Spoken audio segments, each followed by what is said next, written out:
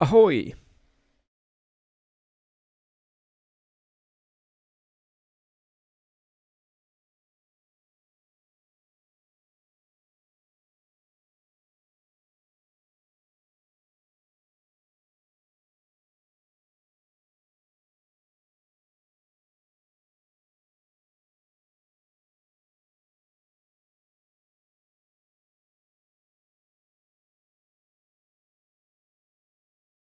My stream guest is asking exactly the same question as Not in Heavy.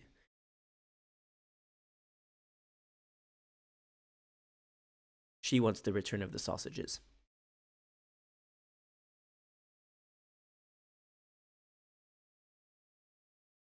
You want the return of the sausages?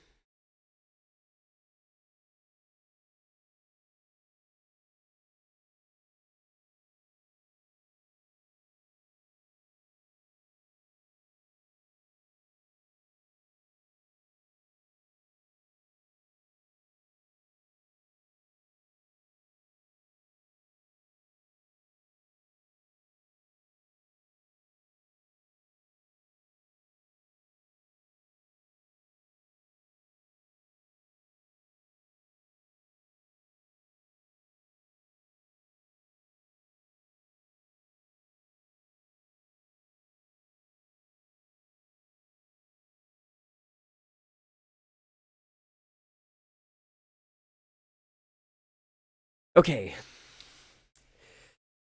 I have not prepared anything for today's stream, so we're doing it live. What does your cat think of the freebies scenario? What freebies scenario?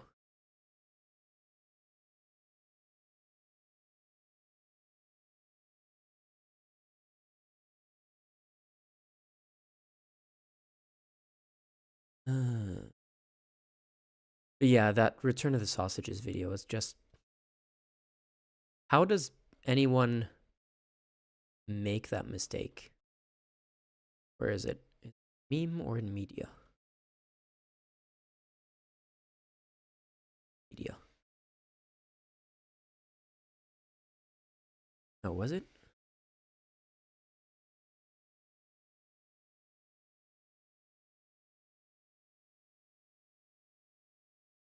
Sausage. Boom. Yeah, this thing. Wait. I call again for an immediate ceasefire in Gaza, the return of the sausages, the hostages. I love that he doesn't even... Like, his brain is probably going, I wish I could just rewind time for the past 2 seconds, but he doesn't even look like he's doing a double take or anything. He's just like, brain reset. I call again for an immediate ceasefire in Gaza, the return of the sausages, the hostages. You can see his face is like, boy, am I going to be hearing that one for a while.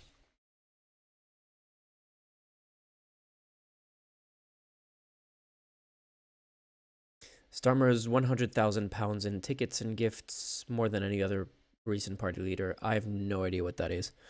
I had no idea what the controversy was. The return of the sausages is gonna be like, I wonder how much of like, how long did Kofefe follow Trump? And Trump is someone who does stuff like that on a regular basis. Hello. So, yeah, no, I do wonder how much of a meme this is going to be in the long term for him. Strong name for a film. Only if it's a sequel. You have to have Sausage Episode 1 before you can have the Return of the Sausages.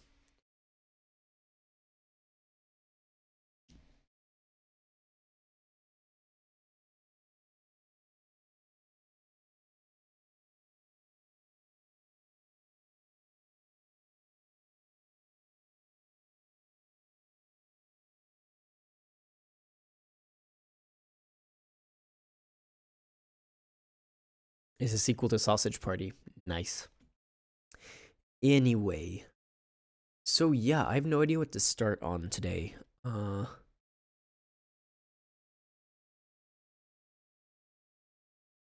Shall we steal Adam something content? He just published a video that looks pretty interesting.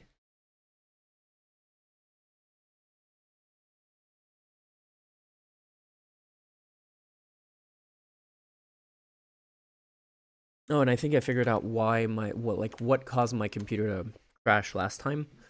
Whoops. I think it was an Adobe thing. Let me see. Task Manager. Task Manager. Boom. It's something that's start up or sync. Later.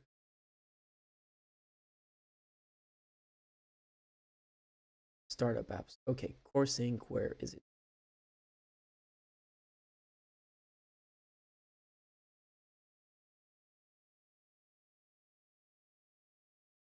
Boom.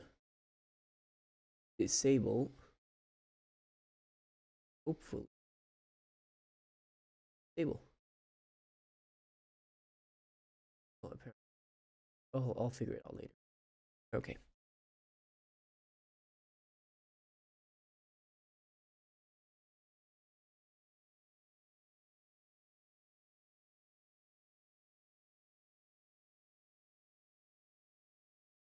Hello, Ricardo.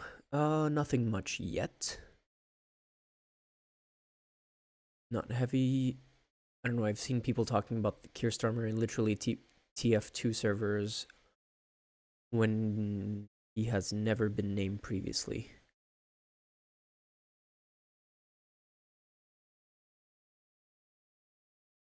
I mean, the UK should, like, the question of whether the UK is a developing country should definitely be asked, because the reality is you remove London from the UK and you have a developing country. The UK is unbelievably poor outside of London compared to most of the EU. Like, I think the GDP per capita of the UK without London is roughly at the level of the poorest state in the US. So yeah, not great. I am curious about this Adam something video that I wanted to watch, so I guess let's have a look at this. Title is How to Fix Social Media Before It Destroys Democracy, which is pretty much in line with a lot of topics we've been talking about lately, so let's go for it. Delete me. Imagine you're back at your parents for Christmas, spending time with your extended family. You meet all sorts of relatives you haven't seen in years. Aunts, uncles, cousins, grandparents from all over the country. You sit down and have a chat with all of them during your stay. And the conversations go the way you would expect. Fun, interesting, lighthearted. But then you go talk to Uncle Bill. And it all goes downhill. When you tell him where you live, a bigger city some hours away, he asks whether you aren't afraid of getting beheaded. Why would I need to worry about that, you ask? Because of the gangs of violent Islamist thugs, he answers, roving. This is so true in comment section. In comment sections. When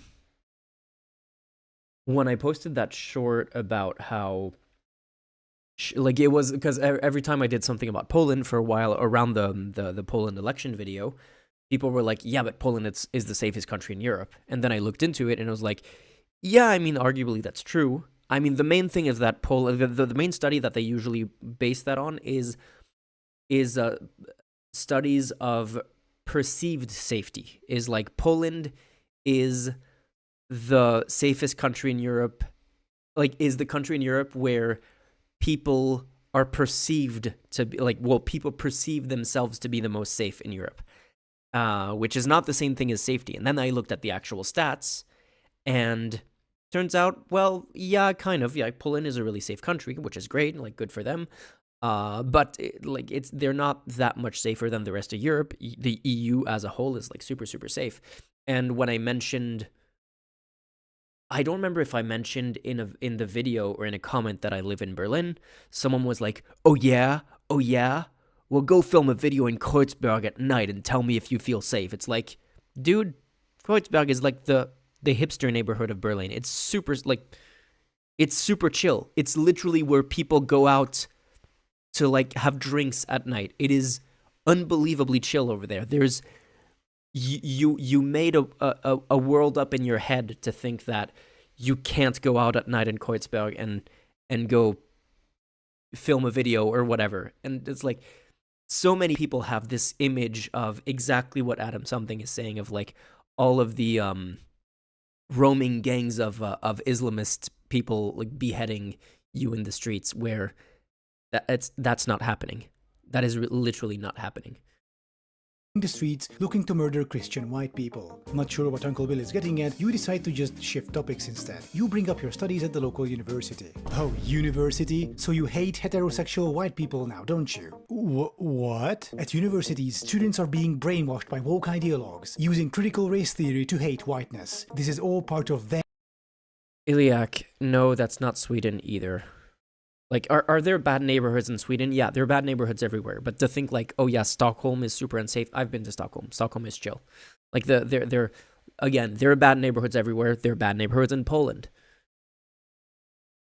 The EU, Sweden is also among the safest countries in the world. We need to chill the fuck down. A lot of this is probably to some extent like disinformation to discredit, to make the West look bad, and to make like the person who felt slightly uncomfortable in the metro one day, who saw like brown people in the metro and felt unsafe, and then they look for validating information online, is like, oh my god, all of the West is falling because there's more brown people. The West is super safe. Like not the West as a whole. The US is, what was the stat? The US is like 3 times more dangerous on average than the EU. And the most dangerous EU countries are, what are they? The Baltic states, Latvia, Lithuania, Estonia. Those are the 3 most dangerous countries in the EU. Those are not, and like by a pretty long shot, like twice as dangerous as the rest of the average of the EU.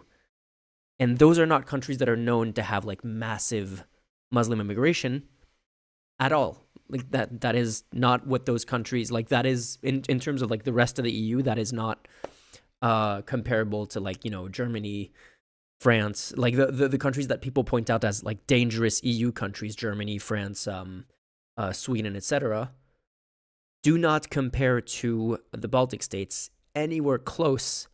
And yet, those are the countries that people point to, because a lot of this is just disinformation to make you be afraid of inclusive democracies.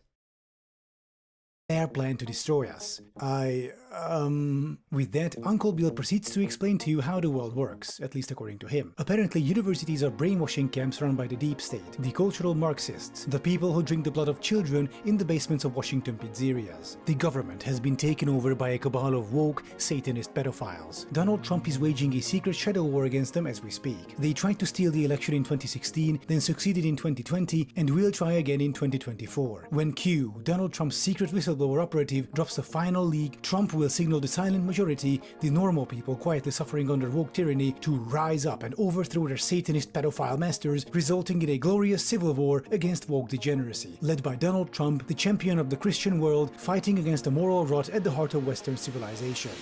The fact that people, like genuinely some people actually believe this is, I mean, it's not like we've not always had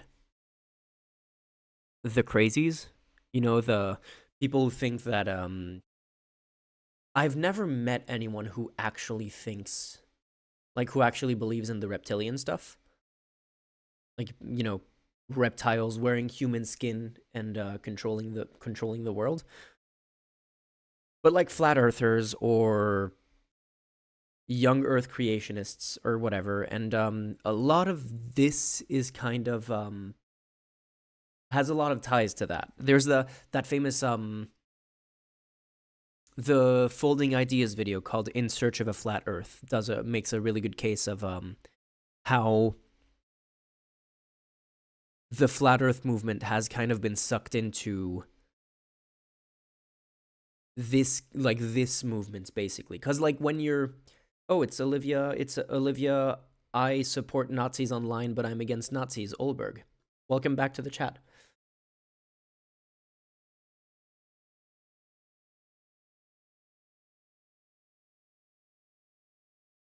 No, Olivia. Objectively, they do not. You're just factually wrong on that. Like the thing is, what you're not accounting for is the how much of the crime is reported. Like, we can have the whole discussion on crime rates if you want. The thing is, if you're comparing crimes between different countries, you can't make the assumption that all countries are as effective at recording crimes well. Countries have different definitions for where they categorize crimes. They have different systems, and they just have different cultures of how many people, if they get mugged, do they go to the police or not? In a lot of countries, crime is, has very low reporting rates. In other countries, people go to the police every time they get their phone pickpocketed. And in a bunch of places, you get your phone pickpocketed, you just go, well, that sucks, and you go buy another phone. In France, you get your phone pickpocketed, you tend to go to the police to file a police report. So in countries that have very high, like a culture where you tend to go report crimes anymore, you're going to have a higher crime rate. But the only thing where you can be relatively sure, unless you go to extreme cases, you can be relatively sure, at least for most countries, that murders tend to go recorded. Like, basically 100% of murders, at least are recorded. Even if they're not all solved, all murders are enter into the stats. And that's why, even though murder isn't a perfect representation of all crime, generally it is accepted in social science as the best proxy to compare different countries that have completely different incomparable systems otherwise, to say, which country's more or less safe. So what you want to look at is murder rates as a proxy for crime rates and for general lack of safety in a country. In what country do you just shrug it when you get your phone stolen?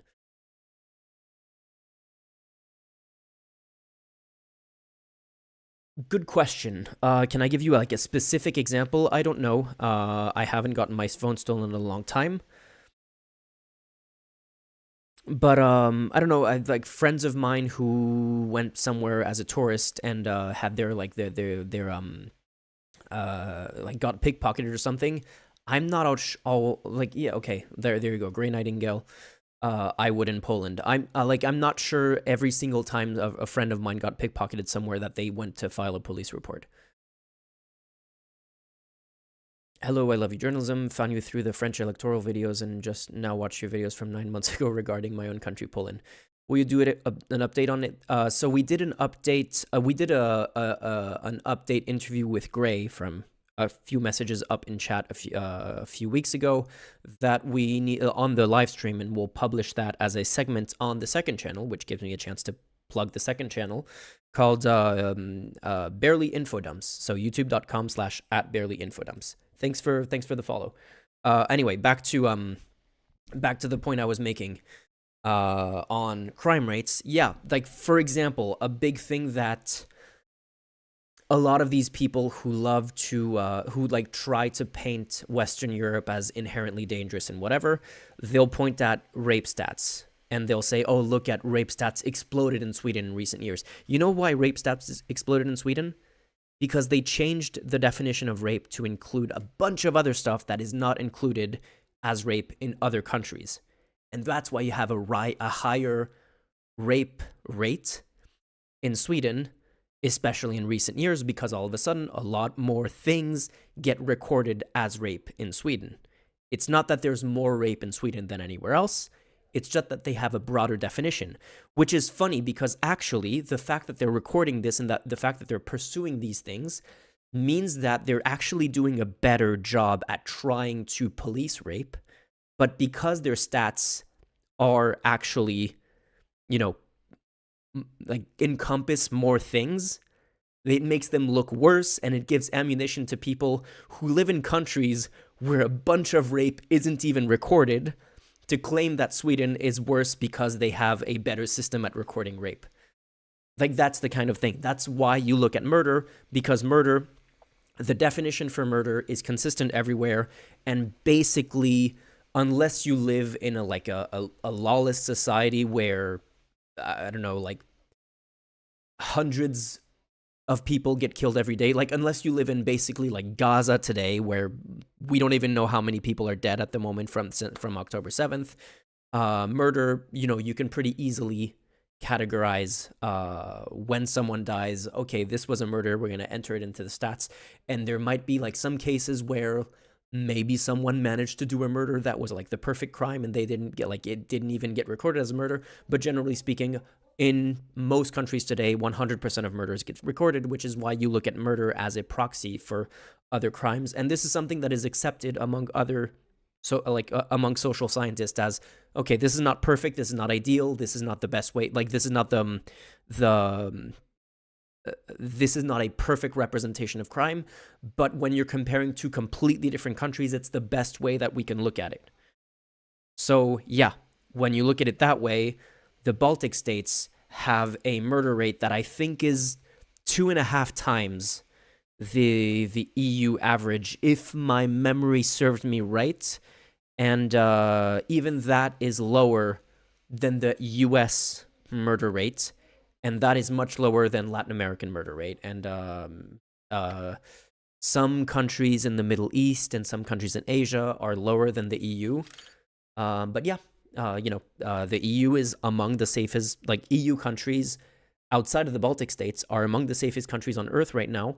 And when you compare like the freedoms that we have in the EU compared to the few countries that are safer than the EU, I would much rather live in the EU than in those countries.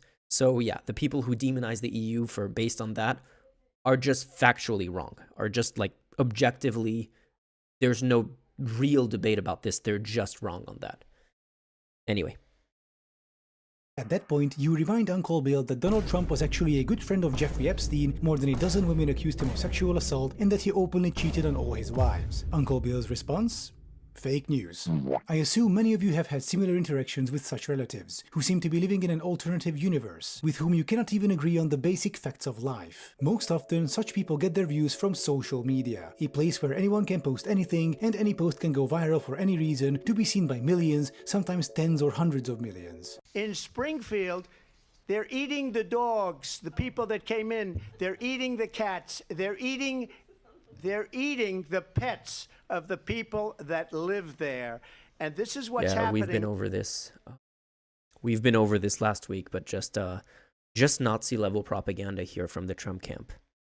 Yeah, speaking of social media, I wanted to show you something that I saw earlier today. Let's see, where is it?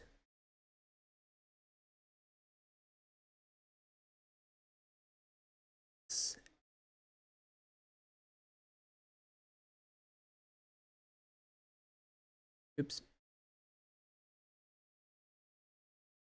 So I saw this tweet from proud to say the N-word nobody who I don't really care about anyway. The one is this one.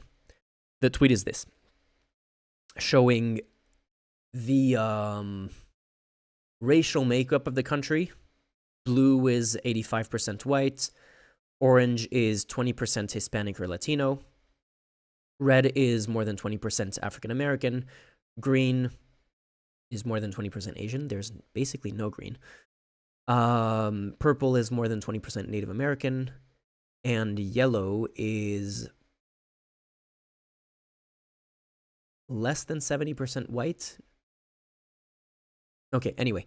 And compares that to this map here, which is the homicide rate. And she points out that, or the maps point out that, they kind of line up. And the thing is,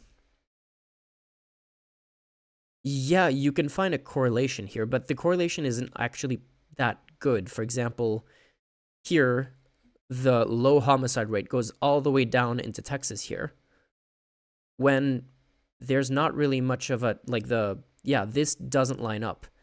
And a much better map, a map that is actually basically exactly the same map as this one, is a map of economic indicators. This is basically the exact same map going all the way down in Texas. It's the geographic upward mobility in the United States. It's economic opportunity in the country. And yeah, it's almost like, wait, let me save image as. It's almost like, the economy plays a pretty big role in how people behave.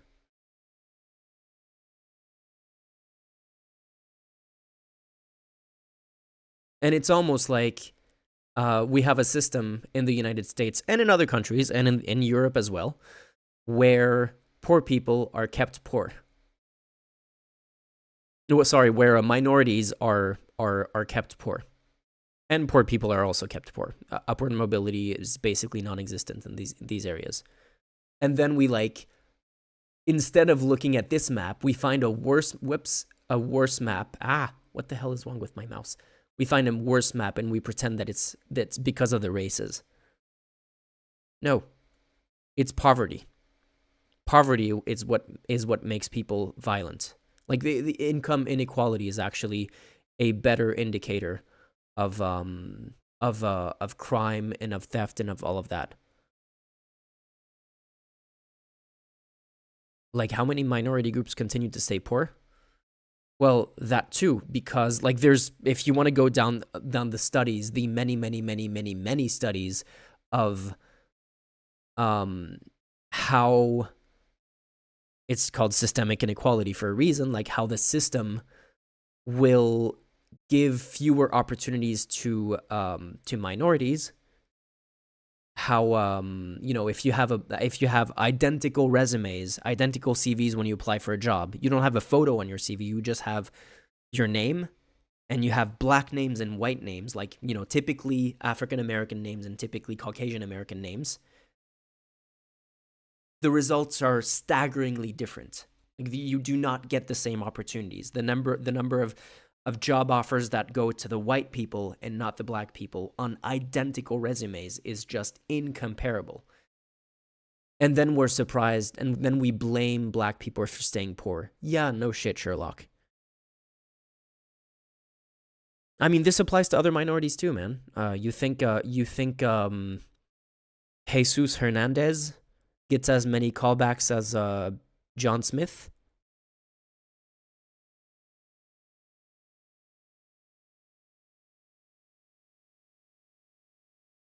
Case in point, J.D. Vance. Yeah, J.D. Vance's career was funded by Peter Thiel.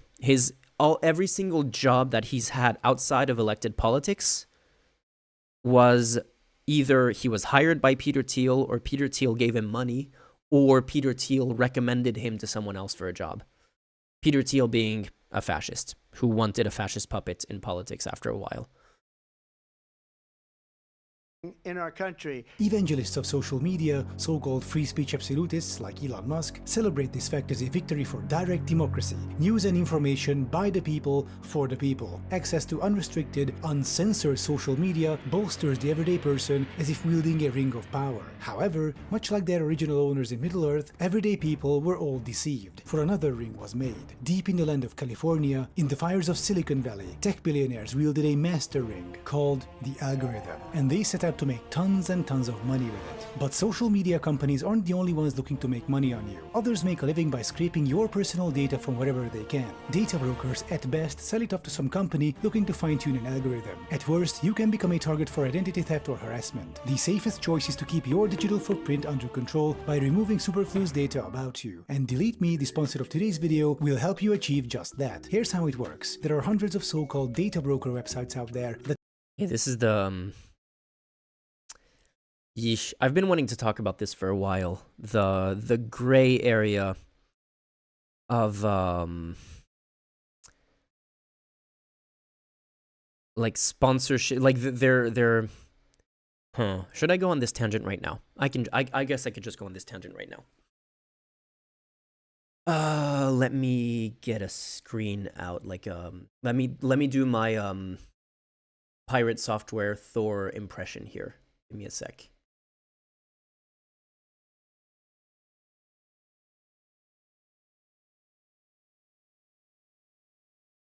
Well, great. Yeah, you can do that, but that's a lot of work. I'm assuming it's a lot less work to just subscribe to a service that does it for you if you can afford it.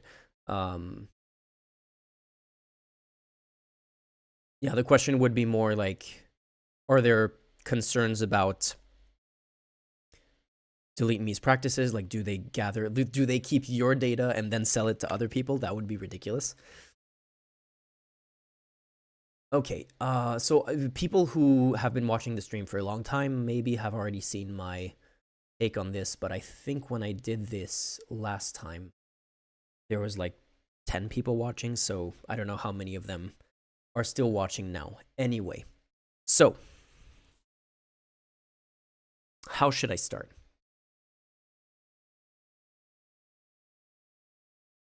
Wait. Advertising. This kind of stuff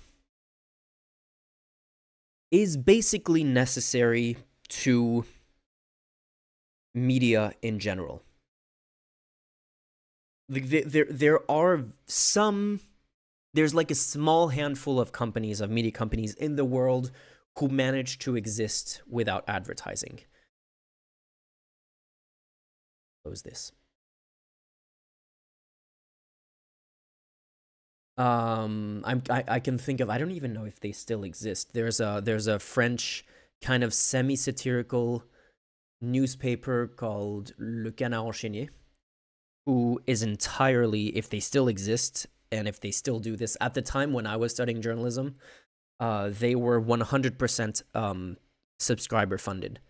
That is 0.001% of news companies are entirely subscriber funded.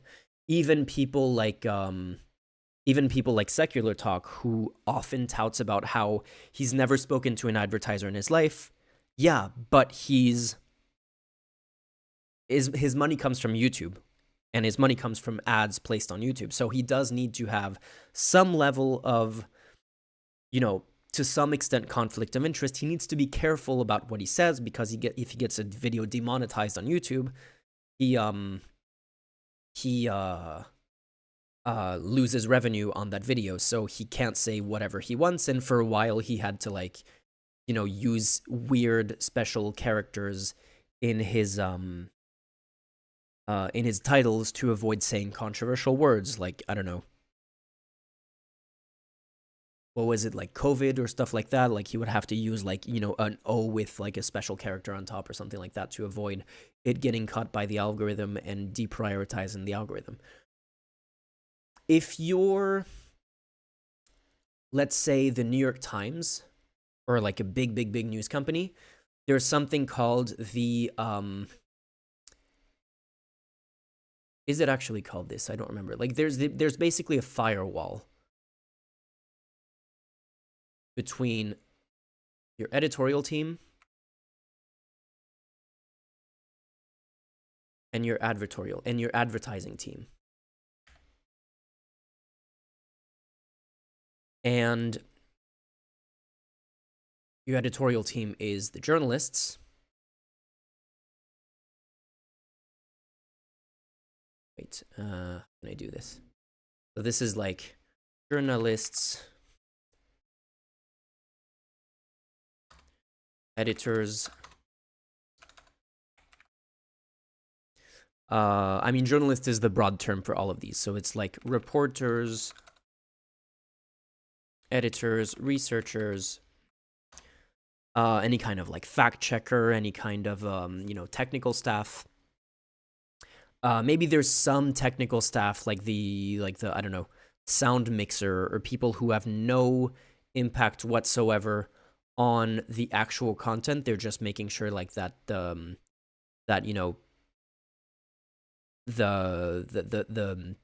files are technically sound.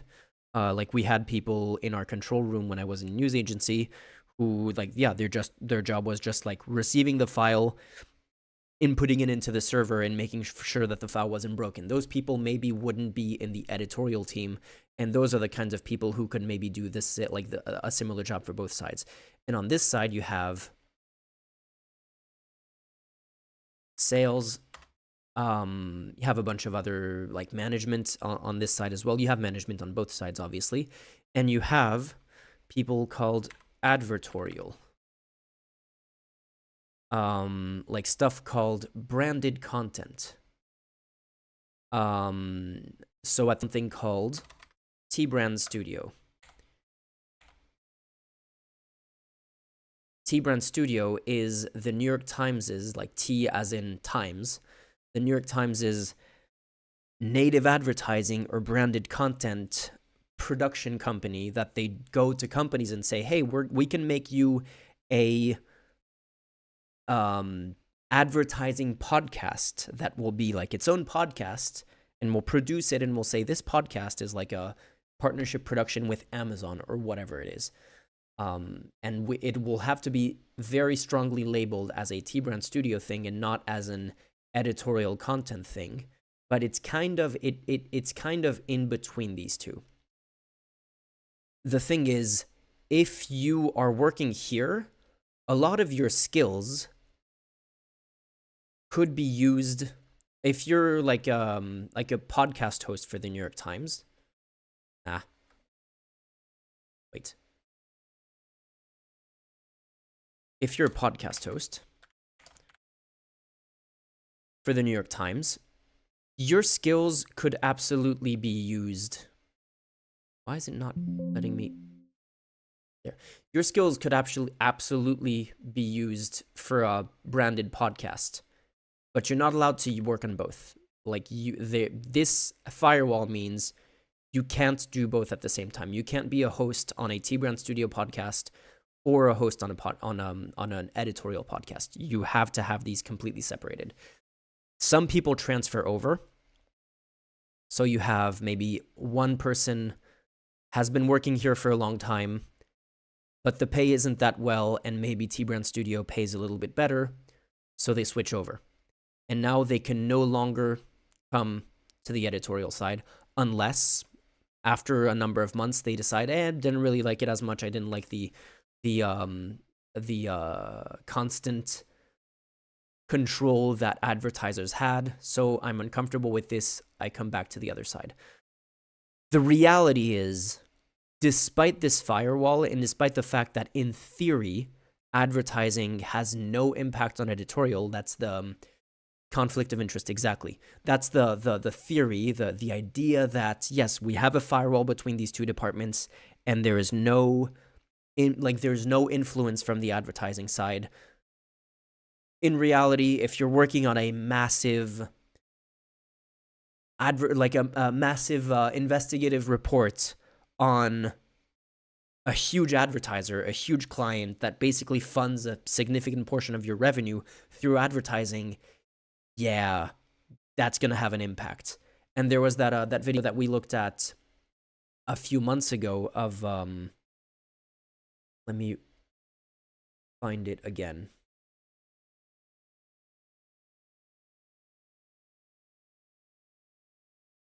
A Puerto Rican journalist who had been working on an investigative report on a chain of hotels for a few months, had the final product, and then the news channel that she was making that report for said, oh, this chain of hotels, they're actually a big client of ours, so you have to make your report without mentioning their name.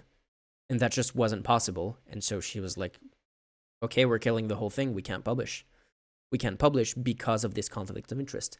So in theory, this is not supposed to happen. Like you're not supposed to do both at the same time. You could go back and forth if you completely sever your ties.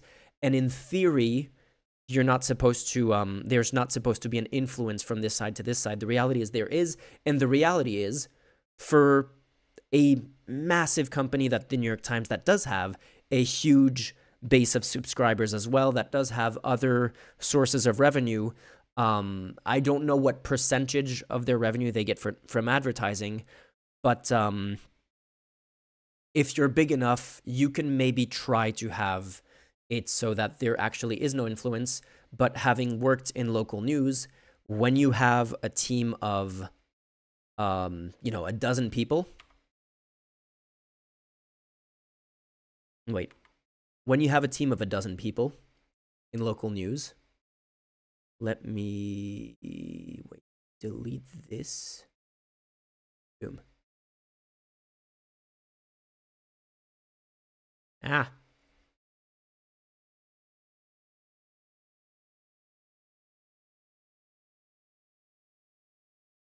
What the fuck? Oh, it's because it's this. Boom. Okay. When you have a team of a dozen people, and you don't even have like researchers and podcast hosts, you just have reporters and editors. And on this side, you have sales, and that's it. This is a local newspaper. Like a very small local newspaper is...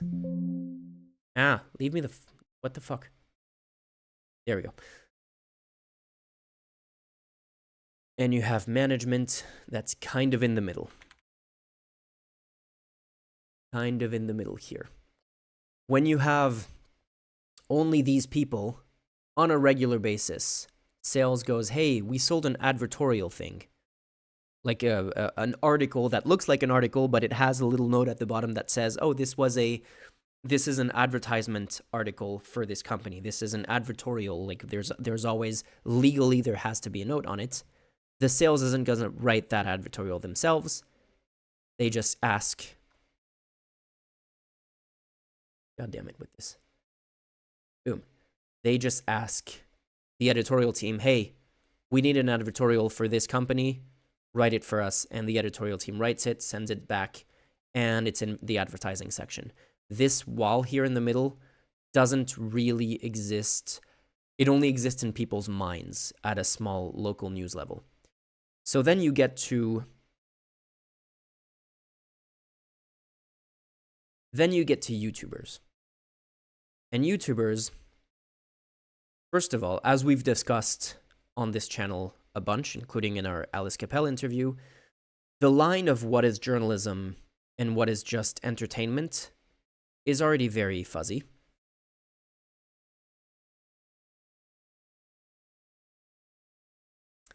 And yeah, YouTubers just need advertising. I'm looking for advertisers at the moment because I need to pay the bills. And like what I'm getting a little bit from Patreon, which if you want to support me on Patreon, that would be great. But it's not always it's at no point has my Patreon been at the level where Patreon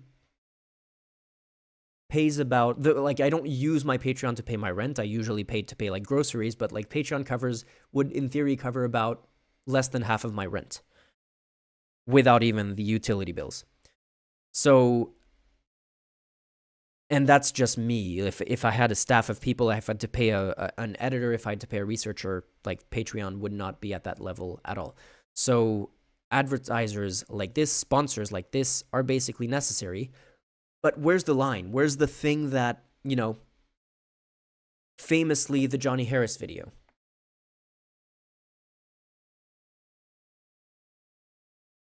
Johnny Harris, WEF.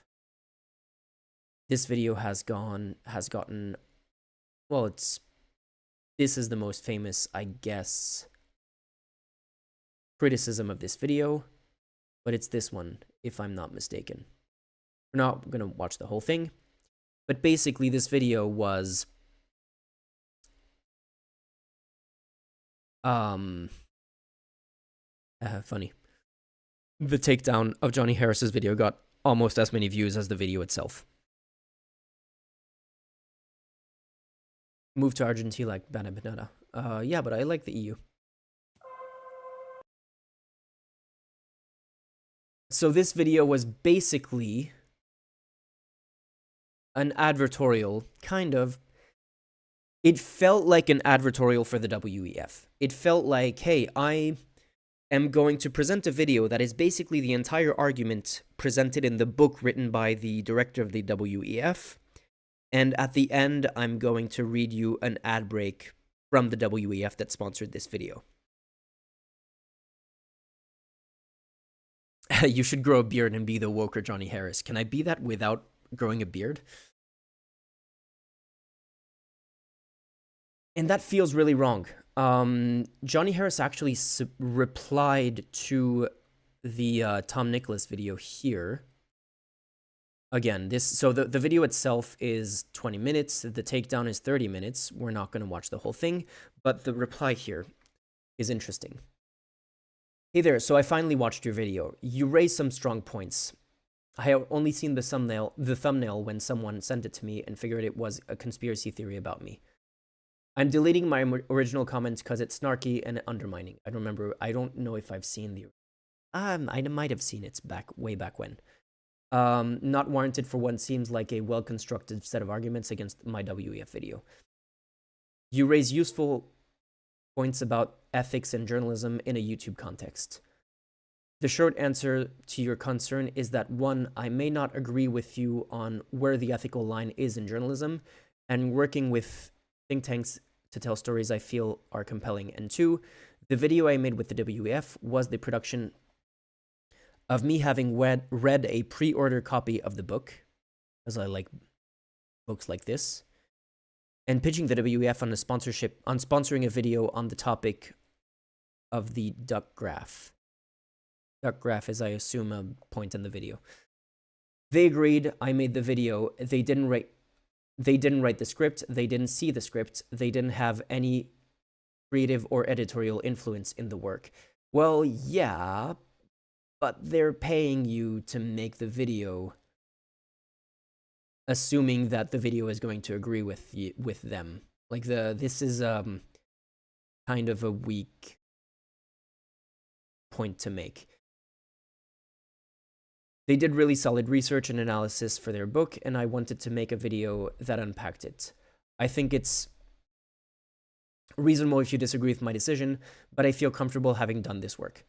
Overall, I'm impressed with your writing and presentation skills in this video, well-researched and connecting useful dots to make your points. You have a new sub.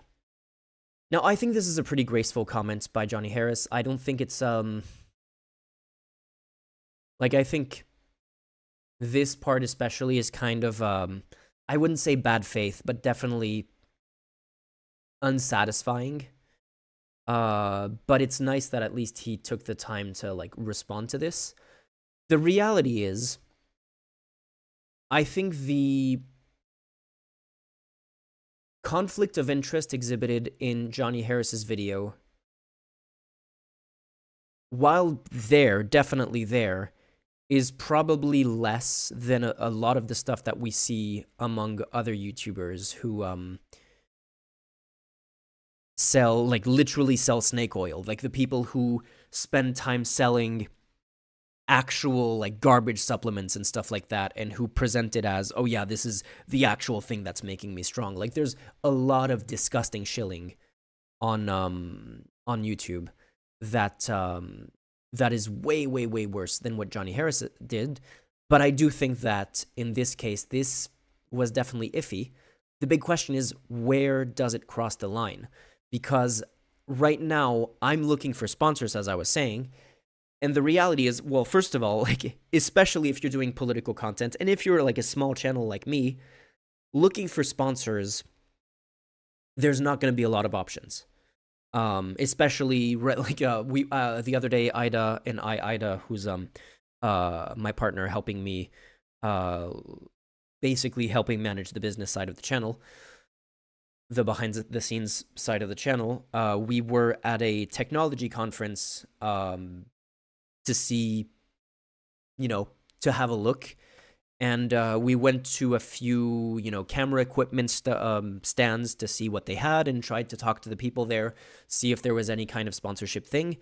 And they were like, oh yeah, show us our channel. And I think it was, I'm not going to name the brand, but it was a big action camera company. And they asked to see our channel, and we show them our channel where the the main video recently, like the latest video, is how the national rally has been promoting fascism for the last 50 years. And they just burst out in laughter. And they were like, hey, we sponsor like lifestyle of channels and, you know, sports and tourism and travel and stuff like that. There's not going to be much of a fit here. So you have very slim pickings. And if I were, like, let's imagine I were to make a video on the refugee crisis or something like that, and then I have to interrupt with the video with something like, you know, we interrupt this video to talk to you about Raid Shadow Legends or World of Tanks or whatever mattress company. That feels, yeah, I really don't want to do that ever. I would really not want that to happen. I would hope that I'm able to somehow, not like, you know, those weird segues that are kind of ridiculous, that are kind of like, oftentimes they connect the main topic of the video to the sponsor, and it's in a jokey way. Like, sure, you can do that, that works, but something like, you know, when I was doing the video on Iran and about hacking and stuff like that, I was wondering, like, hey, could we, like, we weren't big enough to get a sponsorship, but I was wondering if something like, you know, either a VPN, although VPNs are, like, overrated when it comes to, like, cybersecurity, but any kind of actual cybersecurity company would be a good sponsor. But then I thought, but yeah, conflict of interest, though. When I was doing the media bias video, I was wondering if I could maybe try, like, this is the kind of, like, mindfuck that you get when you have to be both, like, as, you know, a one-person channel, where I'm both literally, like, this thing that I had before with the firewall in between. Like, when you're a one-person company, like, there's no firewall in your brain. You can't do that. Like, this whole model is completely out the window when you're a one-person team.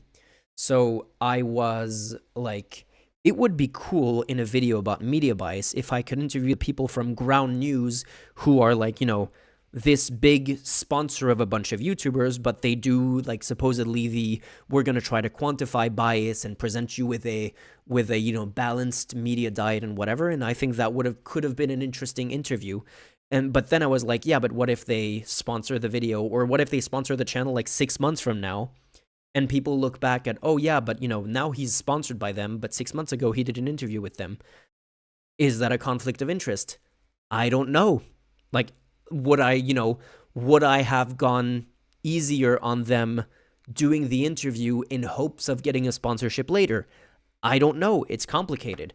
And when you have those things where you don't want the topic of the sponsor to be completely unrelated to the point where it's really like a tonal break from the video, like, you know, shilling a mattress company or Raid Shadow Legends on a really, really dark topic, like, you know, like refugees or like a terrorist attack or something like that. And when you have a sponsor that is too close to the topic of the video, to the point where it really, really feels dirty and actually very conflicty, where's the line? Where's the right balance? And considering that, once again, no matter the size of the YouTube channel, but especially if you're a small YouTube channel, if you're doing politics, you're gonna have, if you're not like a lifestyle, like cooking video, travel blog or something like that, if you're doing politics, you're gonna have a smaller offering of sponsors to begin with. And if you're a small political channel, you're gonna have an even smaller offering of sponsors. So if you want to find the sponsor that's on that perfect balance, it's probably not going to work. So, I mean, Adam Something is a much bigger channel. He has 1.3 million subscribers. But it's still, like, these kinds of things, I can understand how you get to the point where, like, oh, you're making a video that just happens to very closely align with the sponsor. Although in this case, I think the bigger problem here. Okay, I'll get to the bigger problem here in a second. But yeah, no, I can completely see how you get to situations where the sponsor is too close to the topic of the video to the point where like it really feels like it undermines the entire video, and not just oh, it was that sponsor was a bit too on the nose. It's complicated. In this case, I think the bigger problem isn't the sponsor itself. The bigger problem is that the sponsor wasn't really introduced with a clean break from the rest of the video, so it felt like it felt like the narrative flow from this to this sponsored part.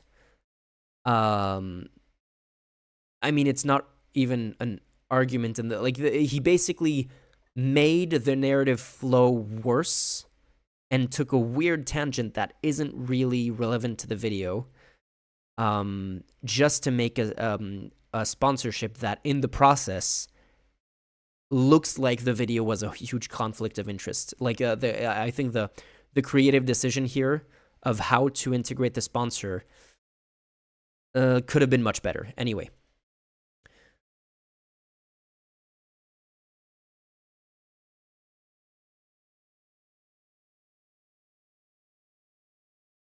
Yeah, no, what you're saying, Iliak, because it's like, hey, you said something that someone disagreed with. Like, imagine, in my case, I'm making videos about, like, the national rally, or eventually I'm going to make one about the AfD in Germany, or maybe at some point I'll make one about the far right in the US, which is, like, basically half the country right now. The entire MAGA movement is the US version of fascism at the moment. And when I do that, no US company is going to want to sponsor that, because why the hell would they sponsor a channel that will make them look bad to half the country? It's so much easier for them to sponsor a channel that just, appeals to everyone. Cat videos, cooking videos, travel videos. If you're making, critical commentary on politics where realistically more than half the country, because, you even among the people of your side, some people are going to disagree with you. Realistically, your video is only going to appeal to like a small, like 30% of the country, and the other 70% who see that this company sponsored this guy who's making edgy points on politics. That is, the company is better off not sponsoring you and not getting the visibility, rather than getting the visibility and getting a bunch of people going, I cancel my subscription to your service, or whatever, So yeah, it's definitely a thorny issue. Anyway, back to this. Yeah, UK advertising guidelines are actually one of the few things the UK did right. I don't know the details of the advertising guidelines, other than I know that they're incredibly strict with how they in terms of Gray, I assume you're talking about specifically about social media, like influencer declarations of sponsorships and stuff like that. I know that they're very strict with that, with the fact that if you have any kind of funding coming from a sponsor that's not like fully obviously disclosed, you can get in a lot of trouble. My guess would be that this maybe wouldn't pass the smell test in the UK the way that this was integrated. I would if I did do a sponsor break, I would have a much clearer line between the narrative part of the video, the actual video, and boom, break, like different background, different everything, music in the background, anything that makes it clear, hey, this is not part of the video, this is not part of the narrative, we are talking about something else, and then we'll get back to the video later. And this feels I'm not too happy with how he did this. Anyway, the everyday person as if wielding a ring of power. However, much like their original owners in Middle-earth, everyday people were all deceived, for another ring was made. Deep in the land of California, in the fires of Silicon Valley, tech billionaires wielded a master ring called the algorithm, and they set out to make tons and tons of money with it. But social media companies aren't the only ones looking to make money on you. Others make a living by scraping your personal data from wherever they can. Data brokers, at best, sell it off to some company looking to fine-tune an algorithm. At worst, you can become a target for identity theft or harassment. The safest choice is to keep your digital footprint under control by removing superfluous data about you. And delete me. like, it really feels like he went out of his way. Like, it really breaks the flow of the video in a way that is, yeah, I don't like how he did this. Anyway. This video will help you achieve just that. Here's how it works. There are hundreds of so-called data broker websites out there that collect online personal data. Experts at Delete Me will scan... Because the funny thing is, when we were first watching this, Ilyak was saying, this seems really, really, what was the word that Ilyak used to describe it? Like really dramatic or really over the top. It kind of is, because he was just trying to find a way to introduce his sponsor. Yeah, it really didn't work, and it like he would have been much better off just doing, we're taking a break from video to tell you about our sponsor today, you know? Hundreds of those websites and request the removal of your personal data, helping you reduce your digital footprint. In a week, you'll be getting a privacy report detailing what sort of data was found and was consequently removed. Delete Me will rescan those websites later to make sure your data doesn't surface somewhere else. Plans by going to joindeleteme.com/Adam20. Might have noticed that social media, especially Facebook, but now also Twitter, is absolutely rife with unhinged, far-right disinformation. That's where people like Uncle Bill usually get radicalized. Turns out the most bombastic, outrage-inducing, unhinged posts are the most profitable for social media companies because more people... Is Facebook worse than Twitter in terms of far-right bias? Sensationalistic is the word that you use, yeah. Is Facebook... I know that the Facebook uncle is kind of a cliche, but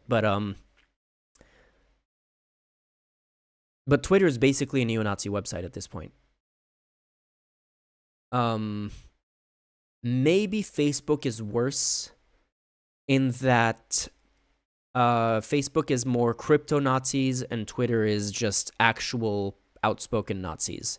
And that maybe makes Facebook more dangerous for the Facebook uncle who can more easily get radicalized by crypto-Nazis and not so much by outspoken Nazis.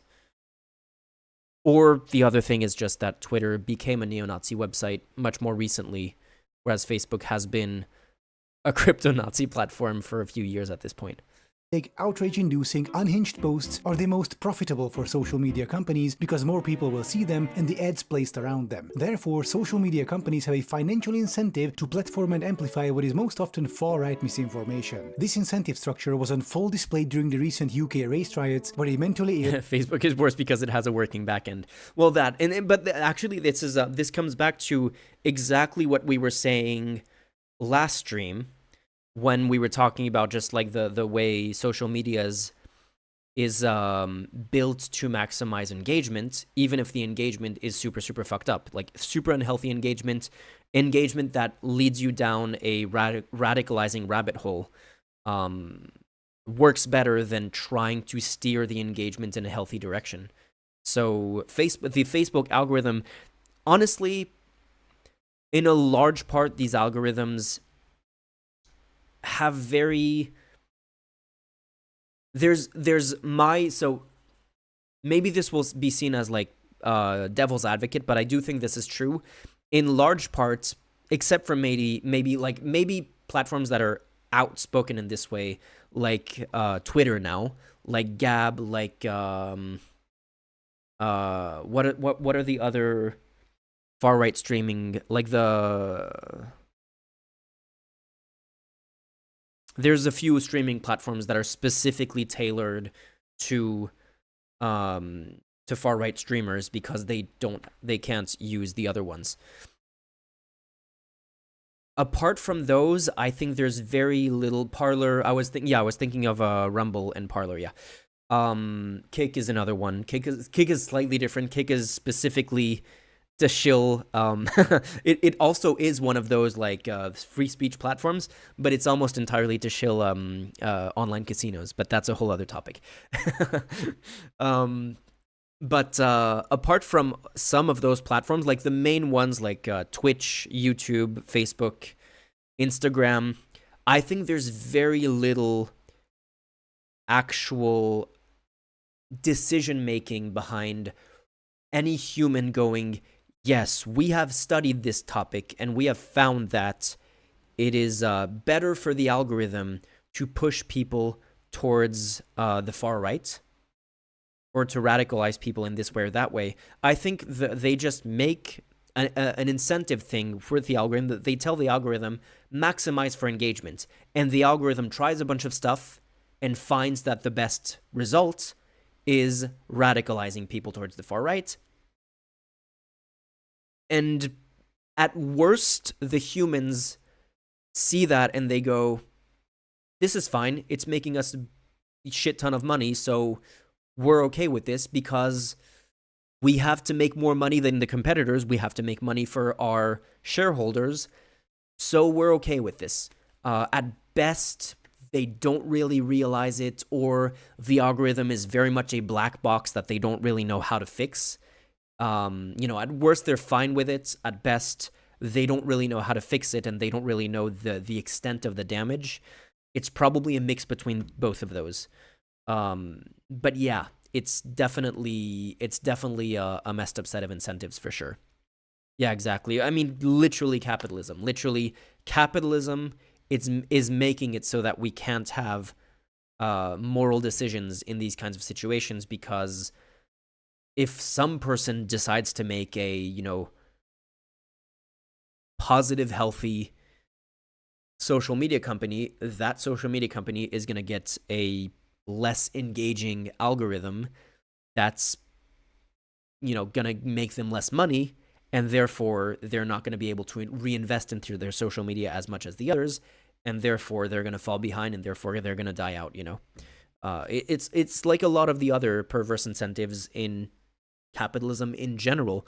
There's a lot of good stuff that comes in from capitalism, like the even Marx recognized that capitalism was a really good way to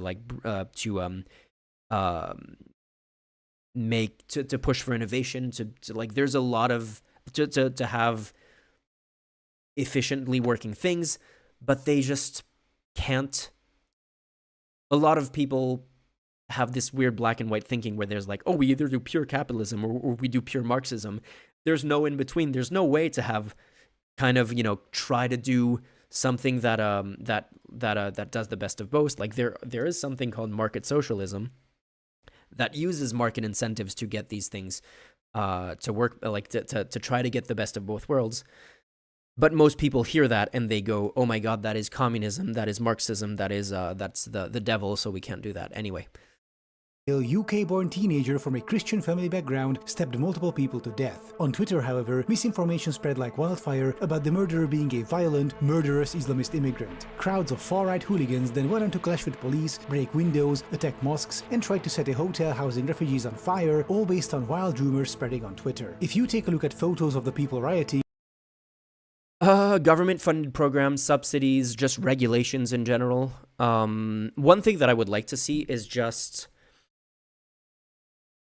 tax incentives for worker cooperatives is something that I would like. This is off the topic from this specific thing, but like for social media, it just needs to be regulations. We just need to regulate toxic business practices, toxic social media UI design, stuff like beauty filters for teenagers, stuff like that. All of these need to be regulated out of existence.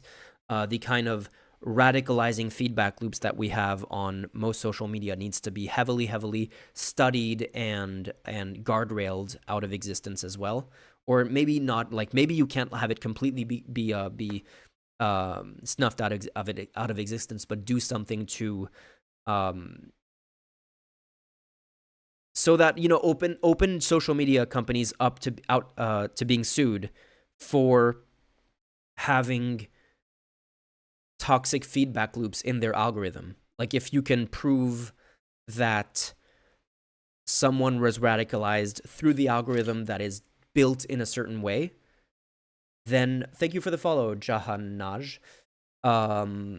If you can prove that someone was radicalized through social media to do like a school shooting or something like that, it should be possible, especially if, because I'm sure in a lot of cases, you can to some extent prove that social media companies know about the extent. There have actually been leaks of emails from inside of Instagram where they had seen the data on the mental health impact of Instagram on young teenagers. Or Facebook had a bunch of hearings where they got in a lot of trouble, not enough trouble, but a lot of trouble, over their impact on the 2016 election. Stuff like that.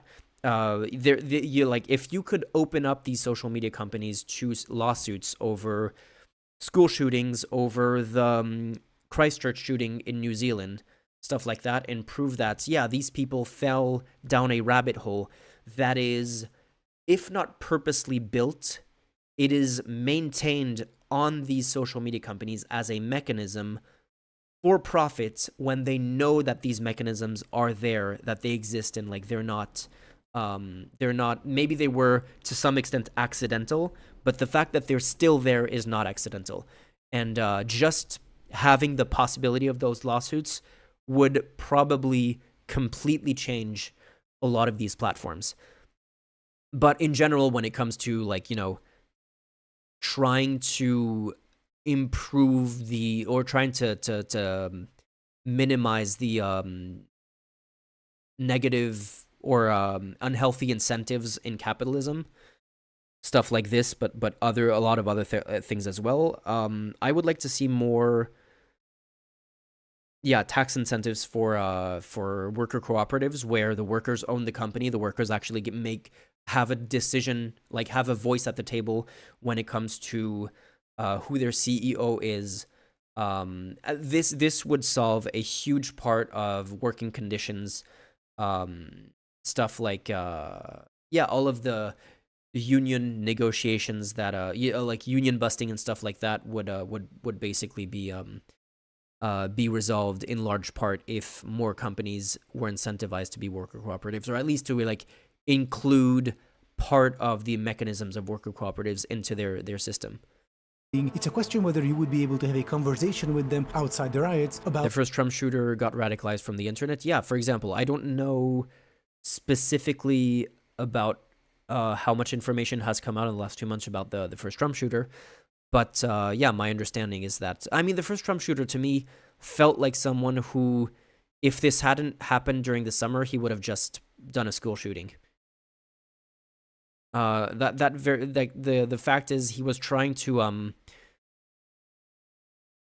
he was researching public events by Biden and public events by Merrick Garland as well, and it felt like it wasn't really politically motivated in the sense of like partisanly motivated. It wasn't that he was trying to murder Trump because he specifically didn't like Trump. He just wanted to do something crazy like school shooters tend to do. But it was the summer holidays, so instead of doing a school shooting, he tried to murder the presidents, That's the feeling I got from what I saw has come out of the first Trump shooter. Second Trump shooter, different story. About world affairs, even if they have the mental capacity for it, and even if they aren't out. I also generally feel like subsidies for companies should be cut and moved to starting companies and entrepreneurs to stop monopolies from happening. Yeah, but that's definitely like having subsidies for starting companies is definitely a good thing. It also massively depends on this is completely off the topic of the video that we're watching, but it also massively depends on like what you're trying to subsidize. Like subsidies for oil companies and for oil exploration and stuff like that. I don't know why we pretend that we care about climate change while we still do that.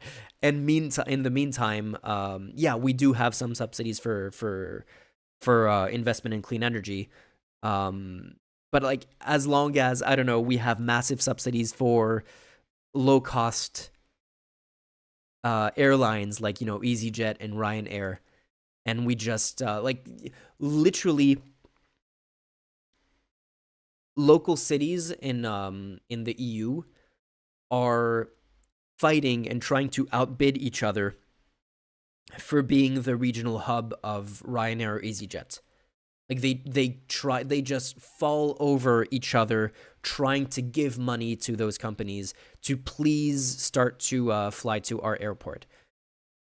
When, yeah, I would much rather see that money invested in making trains better and cheaper than the rest of airlines in general. And I would like to have like not only subsidies cut from airlines, but just like tax the hell out of them and reinvest that revenue into cleaner options, because you can't pretend to be interested in solving climate change if you're still doing that.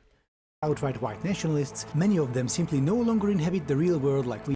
Exactly. Social media causes a lot of depression among young people. That is part of what I was referring to when I was talking about beauty filters and stuff like that. Like all of a lot of the design features of social media companies and the way the algorithm works definitely contributes to that. And some of this is probably not.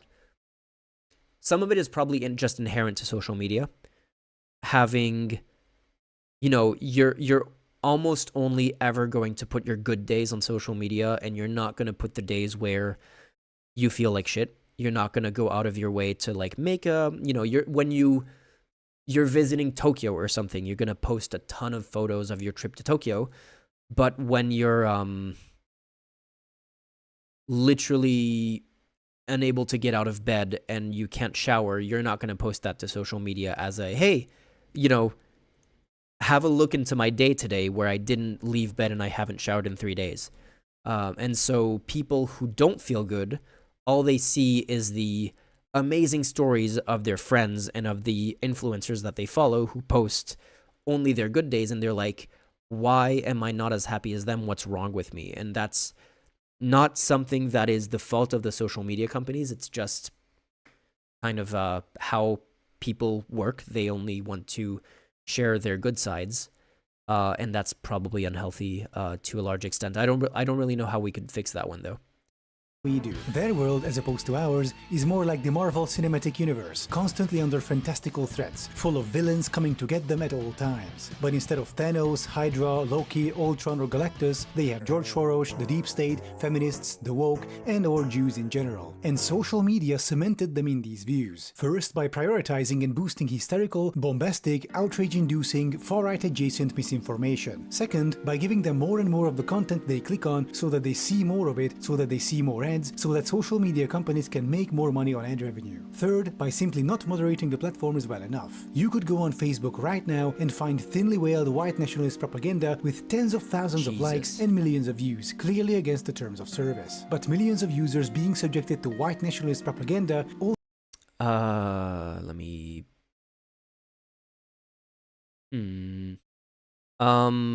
Mods, I just, block someone from the restream chat, but that doesn't block him from Twitch. If one of the mods is online right now, if you can ban that person from commenting, just let's avoid stupid self-promo like bot self-promo like that.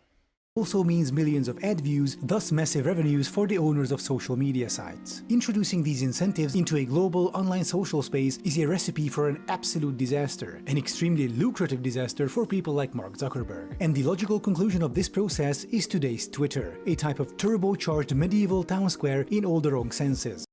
Yeah, this guy, the almost every single tweet by this guy is a photo of Hitler or some kind of Nazi post. And I'm 90% sure that the tweet was deleted, so I can't see it anymore, but I'm 90% sure that it was a tweet from him or from this person of a photo of Hitler that said, "The world owes this man an apology," that was retweeted by Jake Shields, who was saying like the West is waking up or something like that.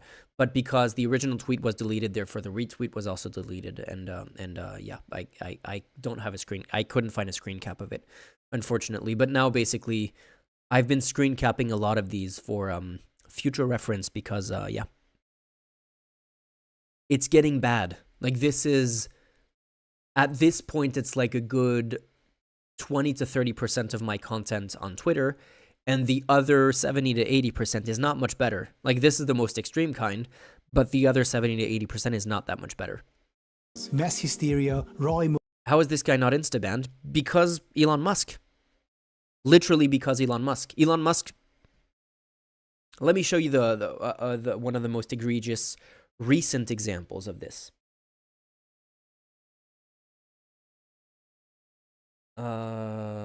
Where do I have it?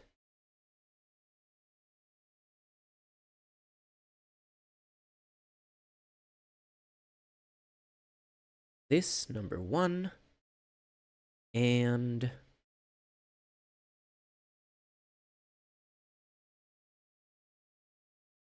number two is these tweets. Boom.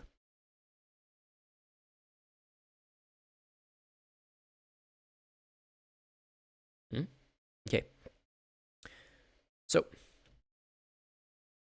you have this guy called Peter Sweden posting this very kind of this is the very insinuous version of fascism that tries to sell fascism as just being normal. Peter Sweden goes, "I love my country. I reject the woke agenda. I'm anti-socialist. I embrace masculinity. I don't believe the media. I support the farmers. I expose the WEF agenda. This doesn't make me quote-unquote far right. It just means I'm normal."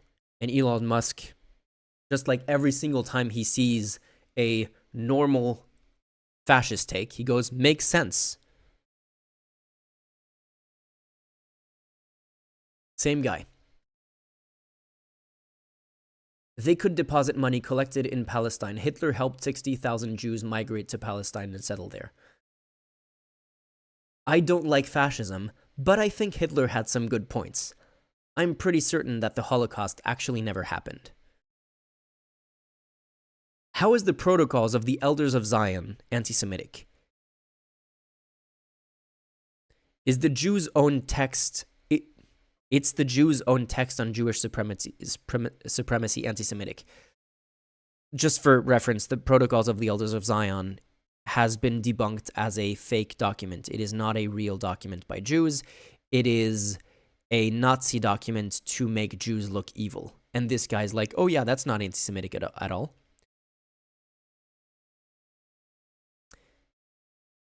Iliak, that should be instant banned, jailed. But the owner of the platform says this guy makes sense. Hitler did actually work with the Jews in shipping, helping them economically settle in Israel before the war. Did you know? But I guess he wasn't that bad of a guy after all. I believe the Holocaust is a lie to further the agenda of the New World Order. I guess that's the acronym there. The globalists, mainly Jews, are the ones bringing in the Muslims to Europe. They seem to work together. So there's a tweet that is very similar to this one that Elon Musk retweeted a few months ago saying, "You have said the actual truth." This is called the Great Replacement Theory. It's Nazism 101. Jews think they're superior. They think they are going to have Gentiles as slaves. Judaism is an antichrist religion. Yeah. It just means I'm normal. Of course, man. I've also heard that concentration camps actually had swimming pools, cinema, theater, football fields, etc. Opinion?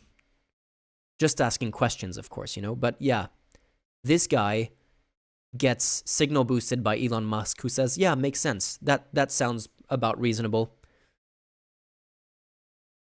Peter Sweden also claims to be Jewish. Does he now? I'm skeptical of that claim. Like, maybe he does claim that, but I'm skeptical of him being Jewish. Let me open that. Oh yeah, I've seen this. It was on Discord a few days ago. Giant mushroom found in Sweden. This is what Sweden used to be about. What the... We need to return the sausages, man, and the mushrooms.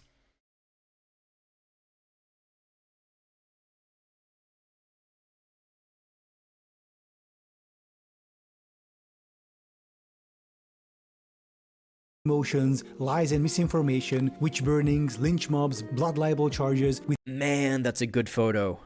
Ah, that's such a good photo. I hope this photo won an award. It's so good. Sneeko is also Jewish. Isn't Sneeko like half Haitian and converted to Islam? I don't think Sneeko is half Jewish. That sounds like disinformation. Well, at least he claimed to have Jewish ancestors, so he can't claim to be anti-Semitic. Are you talking about Sneeko or Peter Sweden right now?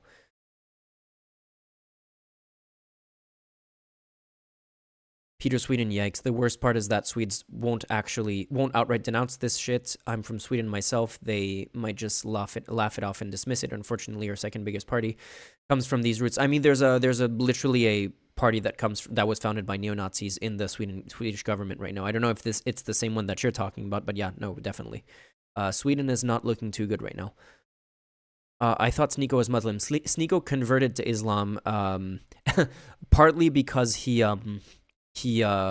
made an Islamophobic joke and got death threats for months, and to stop the death threats, he converted to Islam.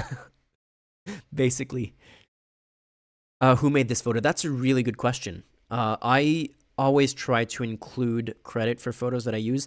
This might be public domain photo. Let me see if I can find it. Let's see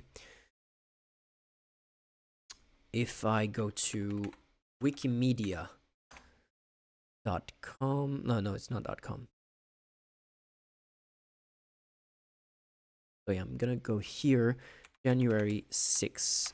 These would be the, this is one database of public domain photos. It was 2021, right?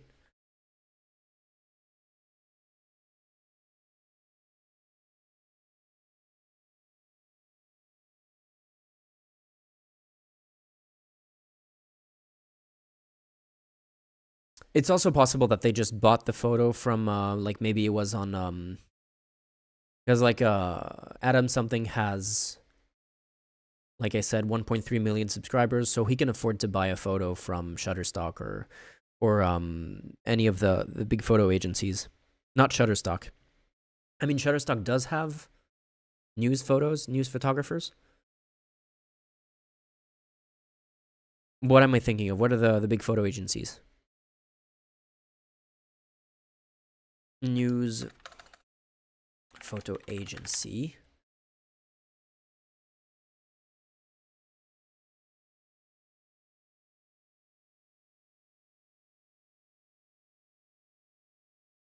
Getty Images or something like that. I don't know if this is a Getty image photo, but anyway. I really want to know who made it. Like, the thing is, I'm assuming this photo must have been color and not black and white, and Adam something adds the distortion on the sides, he adds the chromatic aberrations on the sides, and I add extra chromatic aberrations on my stream, and he adds the noise, the film grain on top of the image. So I don't think I can screen cap this to do a Google reverse image search and find it. Did you find it, Harris? It's Getty Image. Okay, well, there you go. Let's get the name of the photographer out there just for the shout outs, because I love photojournalism and that's a really, really good photo. Getty Image. Can you send me the link to the actual Getty Image post so I can get the name of the guy? And he was credited by Getty Images, maybe in the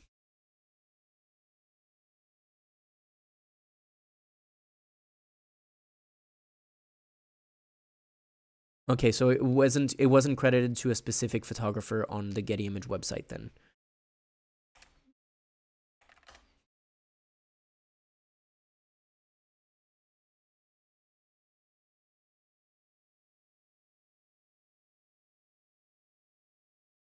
Yeah, I found it.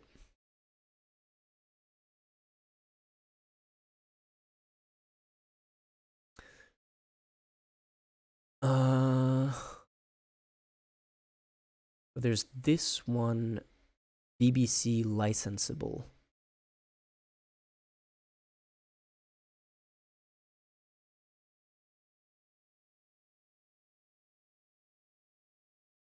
Nope. The hell?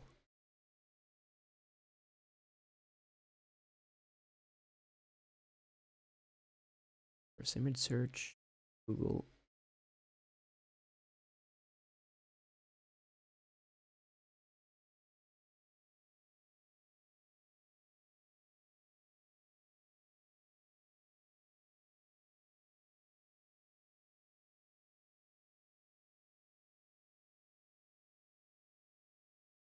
Nope. Okay, well, I can't find the name of the photographer. If someone found... Oh, cool.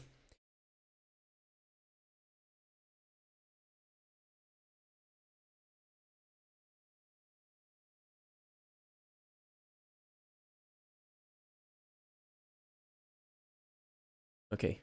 Found it on Wikimedia? Wait, I don't see it on Wikimedia. Maybe if I search this?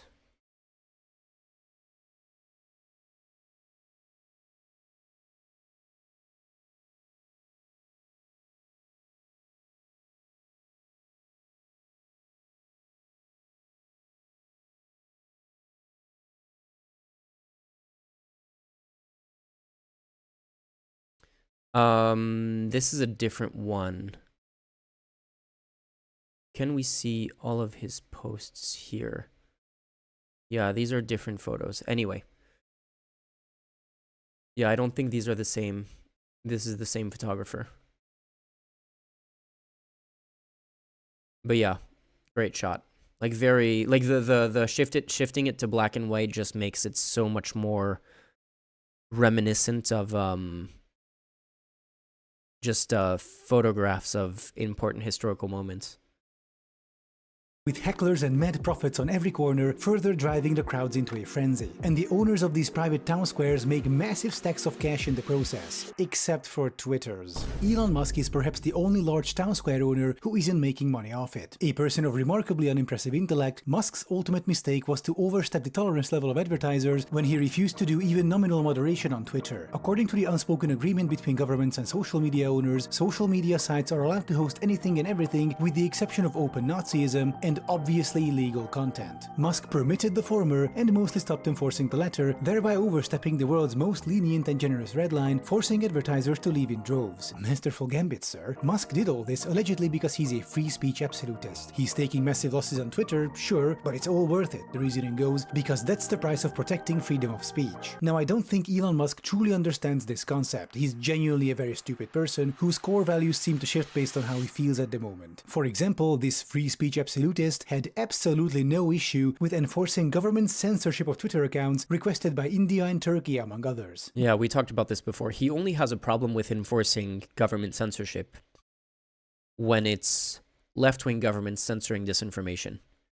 But when Brazil asked him to clamp down on disinformation, he threw a public tantrum over it and essentially pulled out of the country. Truly a genius of our time who definitely has the brain of an adult and is not addicted to ketamine. Guys, he's not a ketamine addict. He does not spend his evenings lying on the couch posting bullshit while high, okay? What's happening to Twitter under Musk is in many... One thing that, let me find this. There's the one thing that's so indicative of Elon Musk's brain rot is comparing Elon Musk from a few years ago,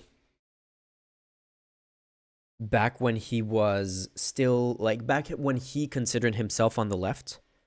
Where can I find this?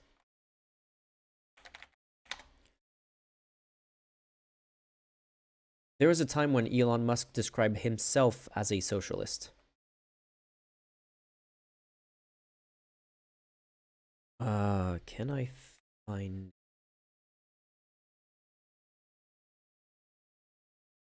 that?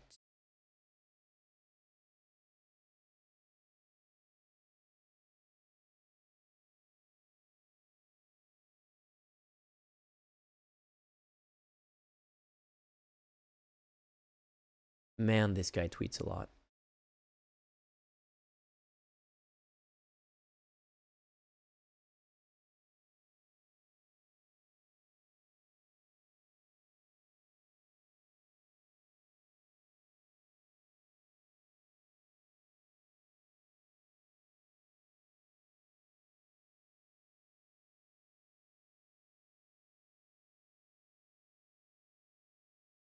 Was it this? Yes, it was this.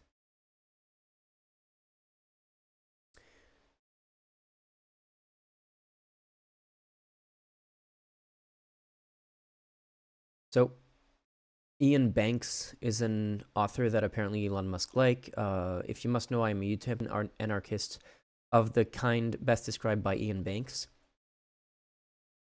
Ian Banks was an ardent trade unionist. And Musk's take, I don't know Ian Banks specifically, but Musk's take, even back in 2018 on trade unions, was already a little bit of a red flag for what he's become. But this is the kind of stuff that Elon Musk would say 6 years ago. I endorse freedom to form a union too, as well as freedom not to do so if they feel Tesla. Okay, that's a different thing. Where was it? Yeah, he was a socialist though. I am too of sorts. Governments, i.e. other taxpayers, should take care of critical needs of people, including defense, judiciary, healthcare, etc. Like he did want big government doing a lot of the thing that, like the social safety nets. Rest should be companies competing to provide best public service to the people. He also had like incredibly stupid takes like unions don't exist only at quote-unquote bad companies, Mr. Musk. They exist to provide workers with a voice to negotiate with management, ensuring that conditions do not become intolerable or unsafe, that good companies do not become bad ones. Good companies should welcome unions. Musk tape is, you think all companies are bad and all unions are good? That is a very bigoted position. Okay, he was already an idiot back in 2018. But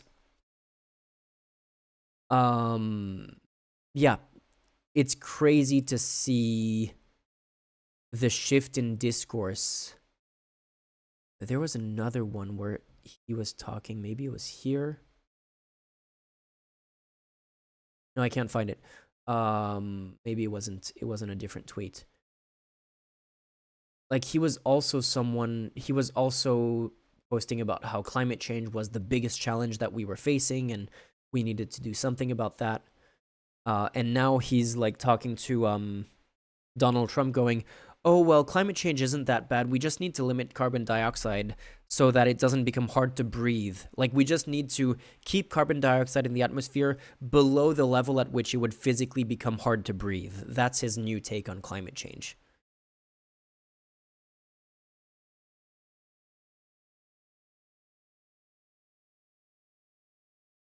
I liked his bait tweet. Karl Marx was a capitalist. He even wrote a book about it.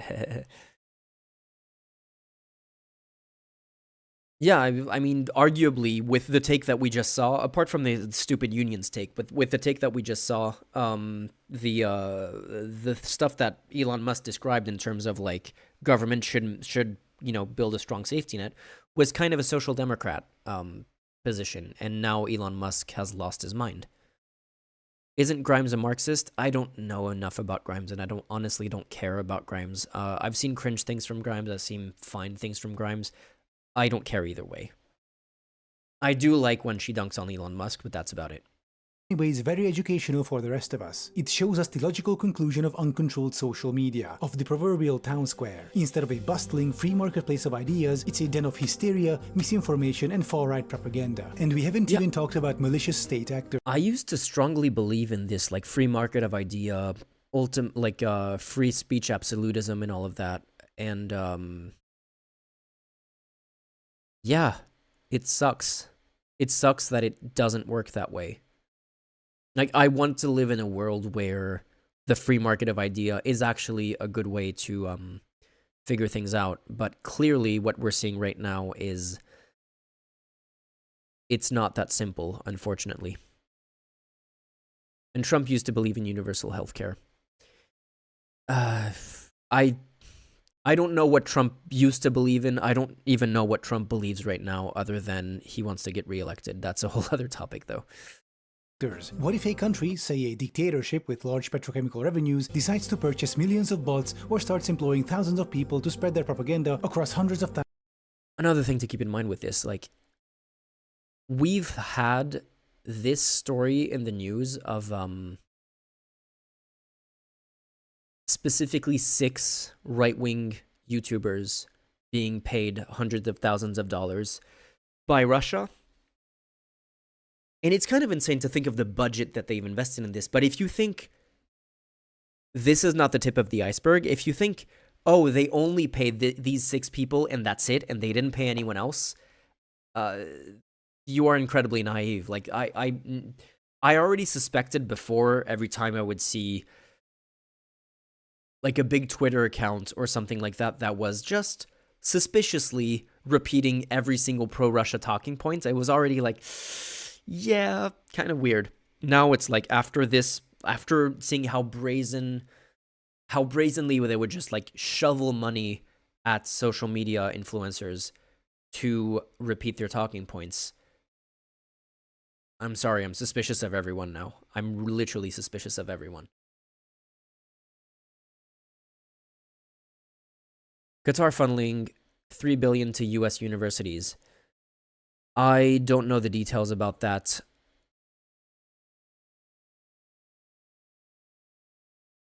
The big difference, though, is that that's disclosed. This wasn't.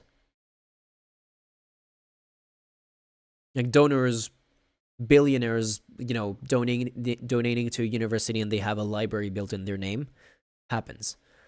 That's disclosed. Like, their name is on the library. Qatar, you know, Qatar is funneling $3 billion to U.S. universities because it's declared. We know about this because it was leaked. Because not because it was leaked, because investigators looked into it.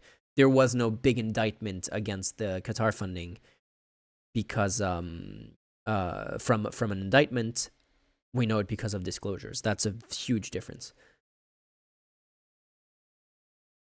What would you say about free speech situations in Germany, e.g. looking at pro-Palestine activists? Well, I made a whole video about that, and I'm definitely concerned about how Germany is going after a movement that is explicitly pro-human rights and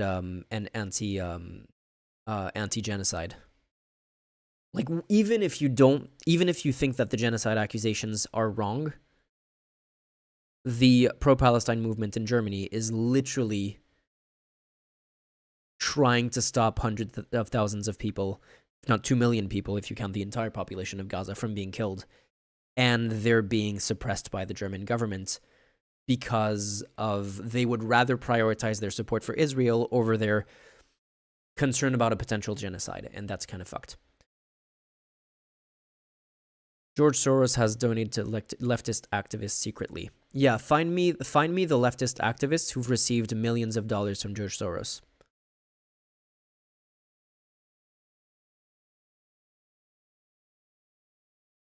I personally don't even believe what the Berlin police does is really lawful. I think a lot of what they've done in terms of arresting people for certain slogans, like From the River to the Sea, I don't know if From the River to the Sea has been fully adjudicated, but some of the other slogans that they used to ban at the demonstrations and actually arrest people for has been found by courts to be illegal. Like the police banning, like policing that speech has been found to be illegal. So yeah, and then there's a lot of other things, like the many videos of insane police violence, of them like just taking people and throwing them on onto the floor, into a wall, like choking them, stuff like that. Yeah. Shit's fucked, as the technical term would be. Shit's fucked. Thousands of accounts. What if the big trending topic on the main page you see everyone talking about is a massive psyop, with 90% of all engagement being done by bots or troll farm employees? What if it's all fake? What if you encounter so many such psyops that you stop believing anything you see? I can think of a relevant, now famous quote here, which I'm sure you've heard before. What is the cost of lies? It's not that we'll mistake them for the truth. The real danger is that if we hear enough lies, then we no longer recognize the truth at all. Isn't this from the Chernobyl miniseries? What can we do then? What else is left but to abandon even the hope of truth and content ourselves instead with stories? And herein lies the core of the problem. The fictional relative I mentioned in the beginning, Uncle Bill, is a person who has abandoned truth and is now living in a world of stories. There are millions of people Alternative facts. like him, and their numbers are growing thanks to unregulated social media. The issue is that it is not possible to maintain From the river to the sea is not illegal to say anymore, at least in Frankfurt. I think the last pro-Palestine demonstration I went to, I've heard people chant it and not get arrested. So I don't know. 220 million to BLM. Was that secret? And is BLM a YouTuber, Olivia?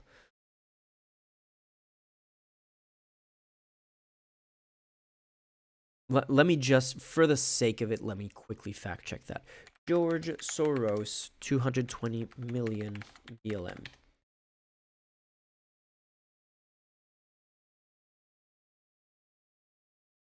Oh, look at that. It was announced. George Soros Group will invest 150 million in grants for black-led racial justice groups and another 70 million towards local grants for criminal justice reform and civic engagement opportunities. What were you saying earlier, Olivia? George Soros secretly donated? Does secretly donating involve putting out a press release that you're going to make the donations?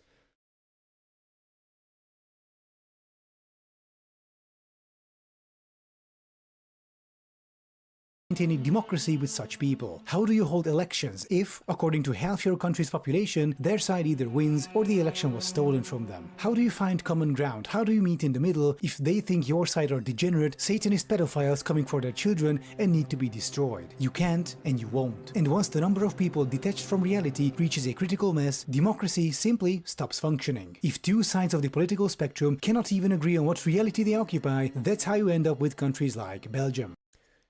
I mean, declare money is better than dark money because you have the accountability and because then you can say, like, it's exactly like advertising, like the whole point of saying, hey, this is a paid sponsorship.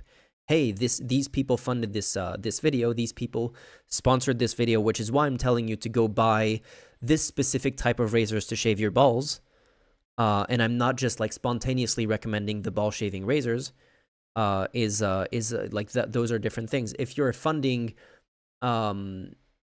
disclosing your investments into groups that are pushing for things that you support, that is perfectly normal. And then people can trace it back to you and say, hey, you support this. And if people also agree that that's a good thing, then great. If people don't agree that's a good thing, they know who's funding it. That is very different from, hey, there's like literally an army of hundreds of thousands, if not millions of bots repeating this lie, and there's these neo-Nazi groups. For example, in the Springfield, Haitians are eating cats. Like neo-Nazi groups going to starting to repeat this disinformation, and the bots repeating it and all of that, and the crypto-Nazi YouTubers getting hundreds of thousands from Russia repeating the same stuff. And you think this is all spontaneous and natural and just people raising their concerns when none of it is. None of it is. But the thing is, all of that then gets your neighbor whose cat disappeared going, my cat disappeared, went missing a few days ago. I guess my cat was kidnapped by Haitians who ate it. And there are actually cases of, I don't remember which, it might have been the New York Times, went to follow up with some of the people who reported that their pet went missing, and then or they spoke to like someone who said my neighbor's cat went missing, and then the journalist went to the neighbors, like went to the house of the neighbor and said, hey, we heard your cat had been missing, and like this person said that it was eaten by Haitians, and the neighbor was like, oh no, the cat came back, the cat's fine, the cat's safe. But now you have like, because you have that army of trolls and Russian bots, and not just Russian bots, they're like, I'm sure a lot of people who aren't Russian are also funding these kinds of bots and funding these kinds of people to push these lies, and the neo-Nazis are doing it, and the J.D. Vance who's doing it, and the Donald Trump who's doing it. You have like a huge chunk of it that is inauthentic, that is seeding that information, doing inception into people's minds, and then they think my pet went missing, it must have been the Haitians. And then you have people who aren't Russian bots who are repeating the lies because they think it's true. And that's the danger with these kinds of dark money thing. things is that you can't trace it back to, a George Soros released a press release saying that he was investing this much into BLM or whatever, where you can actually trace that back. Olivia, Putin adores Kamala Harris. Okay, you're joking. That's not serious. In order to prevent this functional collapse of democracy, social media needs to be hugely regulated. Recently, Brazil banned Twitter for not complying with court orders. While that's a good emergency solution, we need more systemic measures. So here's my action plan to fix social media. Okay, I'm interested because this is the conversation we were having earlier with chat. So let's see what Adam Something's suggestions are. First, we must make sure that the people we see on social media are real. Tayafi, can't the left just create our own bots to combat the extreme right? Well, the thing is, like, you're combating misinformation. So do you want to combat it with misinformation? Or, like, do you just... Because what the extreme right is doing is they're essentially flooding the public... The analogy that I heard before is they are flooding the public square with sewage. They're not even that interested in pushing a specific narrative, although sometimes they are. But the main thing is they're just literally flooding the public square, public discourse, social media, with as much raw sewage as possible so that the actual legitimate information, actual fact-check, facts, or just genuine engagements are diluted to the point where they don't even exist anymore. And if your solution is we need to put out our own bots that also flood the public square with disinformation, but disinformation that goes in our direction, then you're just diluting like the facts and the genuine engagements even more. Like you're making the problem worse, not better. I don't have a solution to this other than some of the stuff that we talked about before, but yeah, let's see what Adam Something's solution is. And not just bots or mass troll farm accounts. For this reason, regular users should be divided into two categories: confirmed and unconfirmed. Unconfirmed users cannot interact with the site. They cannot post, like, share, comment, and so on. They can only... Yeah, it's funny because this used to be a proposal 10 years ago that people were super, super ass mad at. And I was among those people. When people would say, like, oh yeah, I don't think you should be able to use social media if you don't put your name to it. I guess that's different from his proposal because there's still the possibility of being unconfirmed. But yeah, that doesn't make it different for like political dissidents or people like that. Whistleblowers, political dissidents, people who live in a country where they're risking their lives by speaking their mind, forcing or heavily incentivizing confirmed interactions can be messed up. But as we're seeing right now, the consequences of just allowing anyone to be unconfirmed and to be on an equal playing field with the rest is kind of messed up. And the worst version of that is Elon Musk selling the blue check mark. So that literally the blue check mark, the thing that was supposed to say, hey, this account is actually the legitimate account of this person, or is actually a verified account, there are now millions of bots that have blue check marks. The blue check mark doesn't mean anything anymore other than this account is boosted in the algorithm.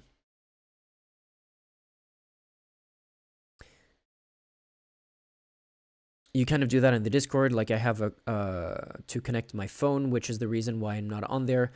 I don't want to give my personal info to corporations. Do you mean my Discord specifically? I think my Discord mods put something in place because we were actually getting brigaded and like we woke up one morning and we had 1,000 neo-Nazi photos and just gruesome, ban-worthy, like gruesome images that could, like, that were a genuine problem, just flooded on every single board on our, like, every single chat on our Discord, which is why we put in place some verification steps to make sure that didn't happen anymore. But yeah, no, I don't like that we have to do that, but again, whether it's on a small Discord level or on the level of all of social media. It's the position that I had of, but this is an anti-free speech position 10, 15 years ago. I have to recognize that it's not the position that I have today because we're seeing the consequences of it. View content. Jeff W. RT, Putin backs Kamala Harris. Putin told the audience that he admired the Democratic Party's infectious laugh. I think Putin was being ironic. Yeah, no shit, Sherlock. Add friends and use the private chat function. This measure alone would render hundreds of millions of bots and sock accounts effectively useless. In order to become a confirmed user, you would need to go through the same verification process as when registering. The problem with the marketplace of ideas is the anonymity. But not only. It's not just the anonymity. The anonymity does play a role.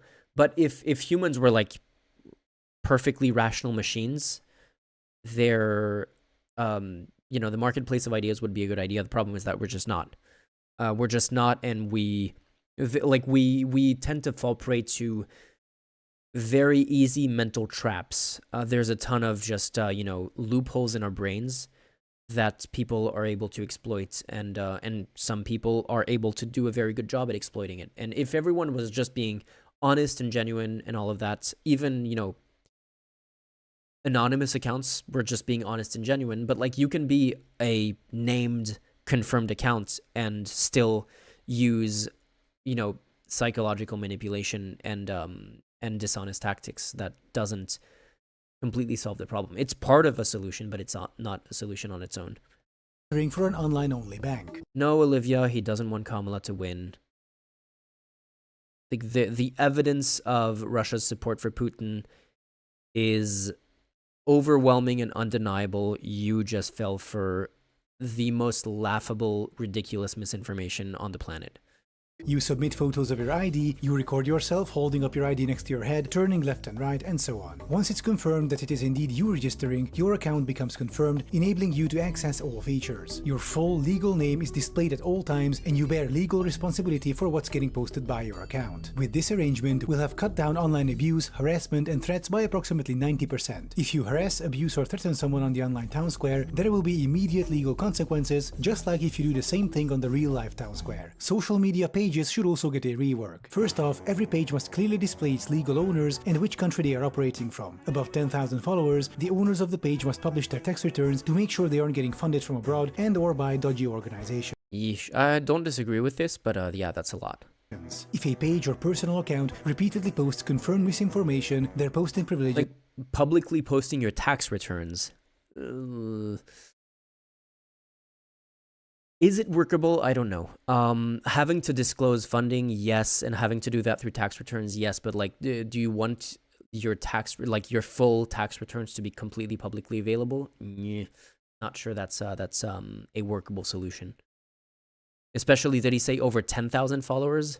That would include me. Like my social media funding is like 300 euros a month plus about 70 euros in ad revenue every 2 months. That's not something that I need to publish my tax returns over.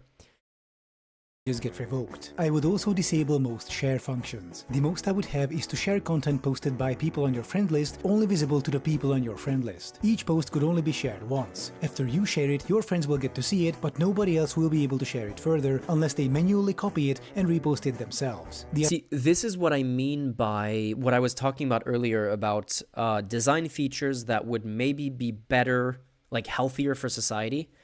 But that would put you at a massive competitive disadvantage to competitors, like other social media companies that don't. Like this would basically break your algorithm. It would make your social media company way less social in the potential for virality. And the potential for virality is what makes your social media company potentially successful. Like it's what makes your company profitable. And if you're building a company to be good for society but not profitable, your company is not going to exist for very long. So that's the fundamental flaw in this. I agree with this, but it's basically going to destroy, like it would, what this would mean is basically we wouldn't really have social media anymore unless everyone is actually paying for access to social media. Which, like, I don't know, among the people watching right now, like, how many of you pay for YouTube? Some of them probably do. I pay for a YouTube subscription, but I don't pay for Twitter. I don't pay for Facebook. I don't even know if there's an option to pay for Facebook. I don't pay for Instagram. Like would anyone still be paying for social media if that was the only way to keep social media alive? And if you didn't pay for social media, like this kind of model would make social media completely unsustainable economically. No, just ad blocks. Okay, so you don't pay for it and you have ad blocks.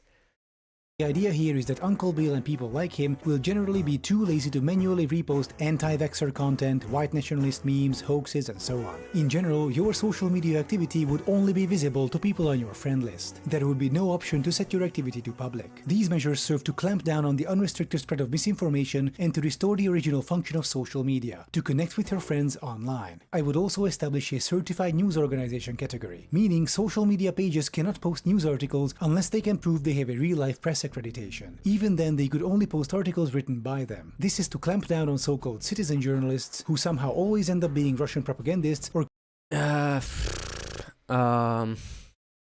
mean, I'm technically a citizen journalist at this point. I still have press accreditation. That's outdated. Hopefully at some point I can get barely informed to the point where I can get press accreditation from it. But yeah, I'm not a fan of this. Again, complicated because I see how opening up like news media to being more accepting of quote unquote citizen journalists is definitely a risk. But like, I mean, the tenant media had the funding, like could have established themselves as a verified news outlet that got press accreditation. First of all, I don't think there's proper press accreditation. There is no system to declare yourself as a proper press organization in the U.S. There's no press card. There's no national press card in the U.S. The way there is in Germany, in France, and in European countries. There's only like you join an association that has like the Reporters Without Borders or yeah, there's a number of private companies that issue press cards if you fit their criteria. Oftentimes it's just pay us a yearly subscription fee, and like you need like the criteria is actually fairly easy to fill. And then you have media companies that have their own internal ID, like you have your CNN badge as your press accreditation. Europe has a better system, although the European press cards are also like they're kind of like semi-official. They're recognized by the government, but they are also private organizations. At least for France, I know that's the case. Let me double check that. Let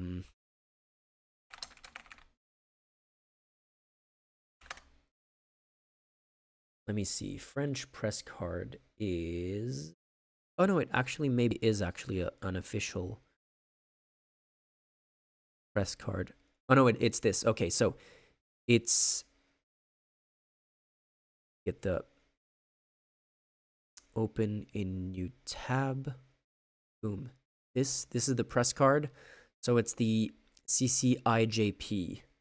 CCIJP.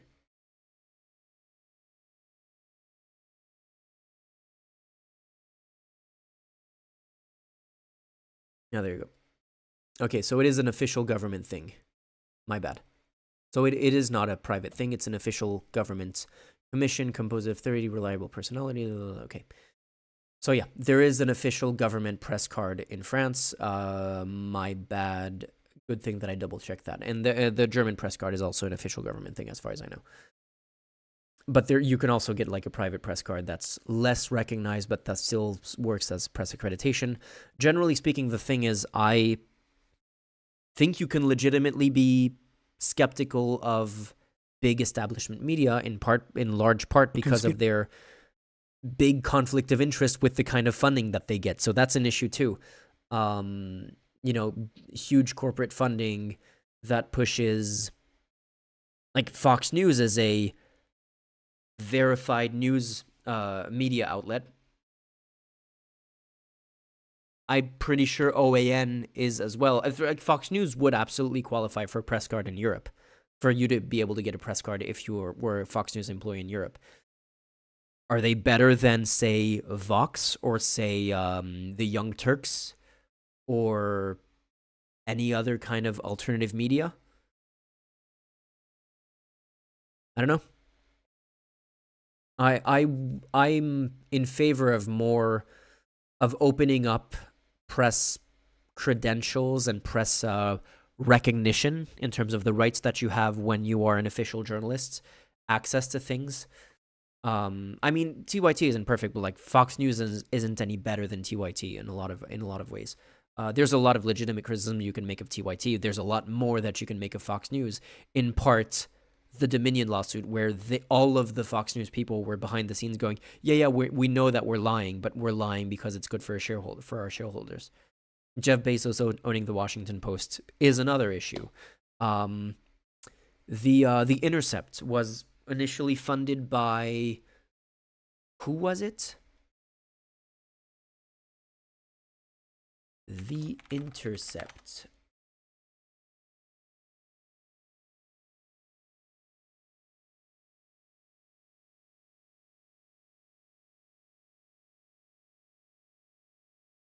Piero Mediar, who is the founder of eBay. This guy funded The Intercept, and Jeff Bezos owns the Washington Post. So yeah, like there's legitimate reasons to be concerned about verified news outlets, and I think there are a lot of independent journalists who do amazing work, and I would, to a large extent, I think. Or just thinking just to get priority to this again. I think Adam something is like does some great content that's incredibly informative, that's incredibly well researched. We talked about the conflicts of interest that I'm a little bit uncomfortable with what's his name? Damn it. WF guy. Johnny Harris. I think he does some great journalism too. He's a citizen well, is he a citizen journalist, or does he have he has a big enough following and a big enough budget that you can actually just say he's a media company at this point. Some More News. Incredible research. Is it journalism? I don't know. It's comedy. It's like kind of in the Colbert Report, Last Week Tonight, Daily Show kind of realm of infotainment, but it's incredibly well researched. What they do is incredibly well researched. A lot of the Daily Show stuff back in the Jon Stewart days of before the Trump era, they some of the best journalism around was on the Daily Show. Some of the best journalism around today is on Last Week Tonight. Okay, those aren't citizen journalists. So those are that's a whole other category, like the comedy infotainment thing. But there's a lot of YouTubers who have no credentials outside of being YouTubers, who I think do better job at being journalists than the CNNs and the New York Times and all of that. The big difference is the budgets they have. That's quite questionable. Read John Oliver. I've not seen any significant criticism of John Oliver in terms of the fact-checking work that they do, or the amount of context that they provide for things. Is it biased? Yeah, but as people who have followed this channel for a while know, there's no such thing as not being biased. You can be biased towards neutrality, or you can embrace a bias towards a side. I think being biased towards what you see as being like the obvious truth is a good thing. Like if you see something that is obviously slanted in one direction, not the other, there's no problem in saying, hey, you know what, this is kind of fucked. And it's not biased to say this is fucked. Finland had this great Last Week Tonight clone called Noin Viikon. Noin Viikon Utitset. I don't know if I pronounced that anywhere correctly. But yeah, that basically made me understand that there is corruption in Finland, despite what everyone says.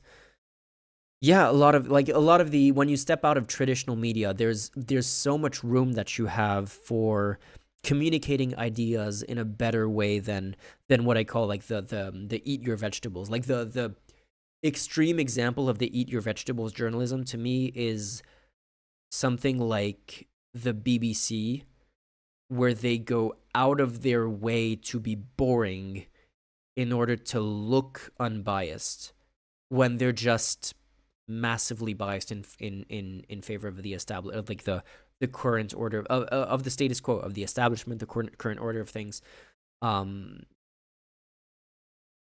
Yeah, the BBC is just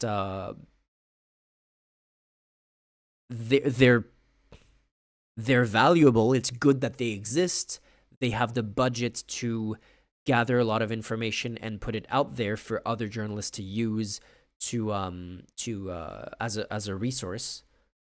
In the same way, can you explain how the BBC is biased in favor of the establishment? Can you explain how the BBC is not biased in favor of the establishment? Like literally everything they do is just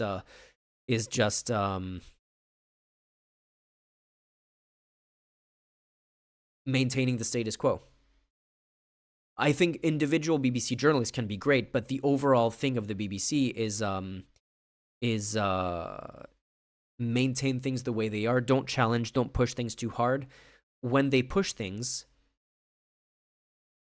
when a journalist did something that pushes things a little bit too far, the BBC then goes, "Oh, we had to retract that because it didn't follow our editorial guidelines." When an article on the BBC referred to Reform UK as far right, Reform UK threatened to sue the BBC. The BBC has a massive budget. They could have fought that lawsuit. They backed down. They went, "Oh, we're sorry. That article did not follow our editorial guidelines. We've amended it, and we issue an apology to Reform UK." They publish a lot of raw information, and there's generally speaking, when something is on the BBC, you can trust its factuality pretty well.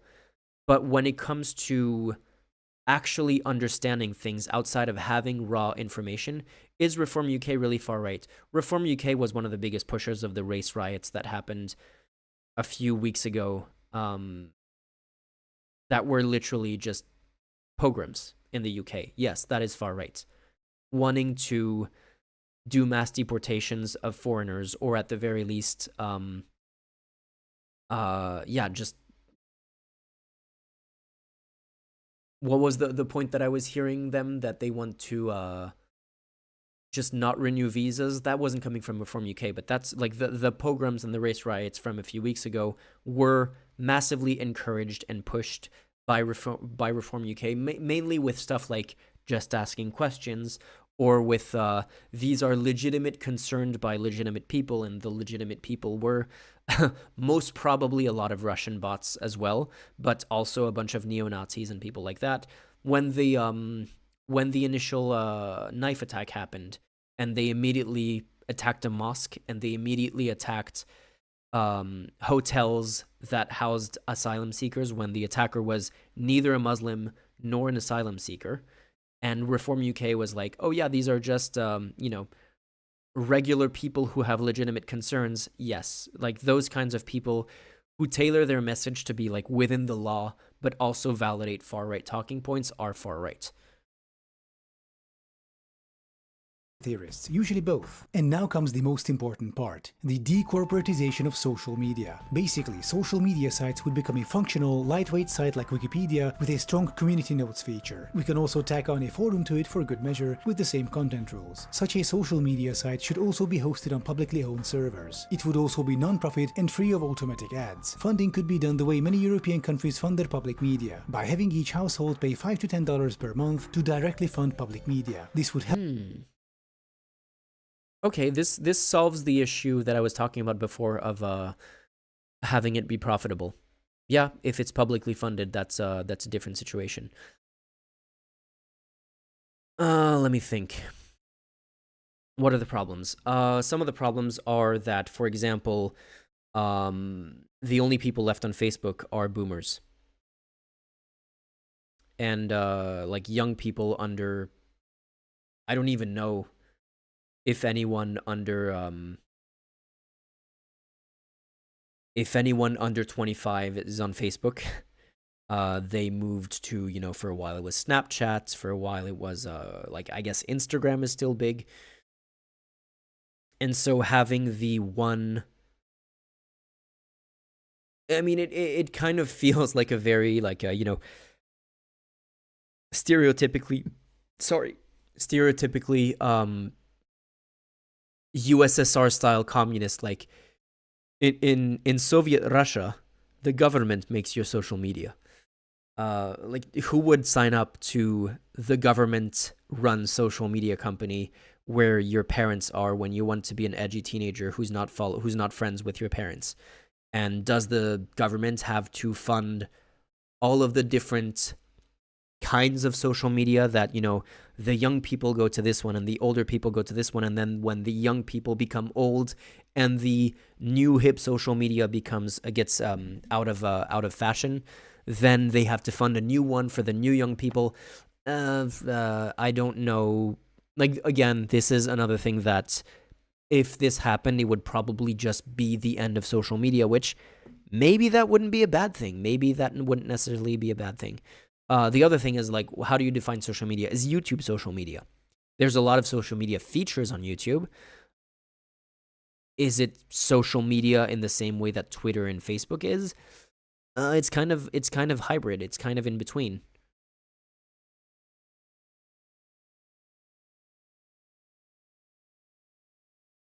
Anyone under 25 on Facebook is advertising their company. Yeah, exactly. So what about forums? Well, forums were like proto-social media from before social media existed. I mean, Reddit is kind of an example of you know, a modernized version of a forum. Then you still have forums that looked the way they did 20 years ago when half the chat wasn't born yet. Like when I used to go in forums before before Facebook existed. But yeah, no, I don't know. I think this would probably be the death of social media as we know it. I'm not sure that would be a bad thing, is the point I'm trying to make, I guess. Like, this assumes that we still want to live in a world where everyone is on social media and most of life takes place online. And that people would, like, it would basically take an active decision to want to participate in the life on social media kind of thing.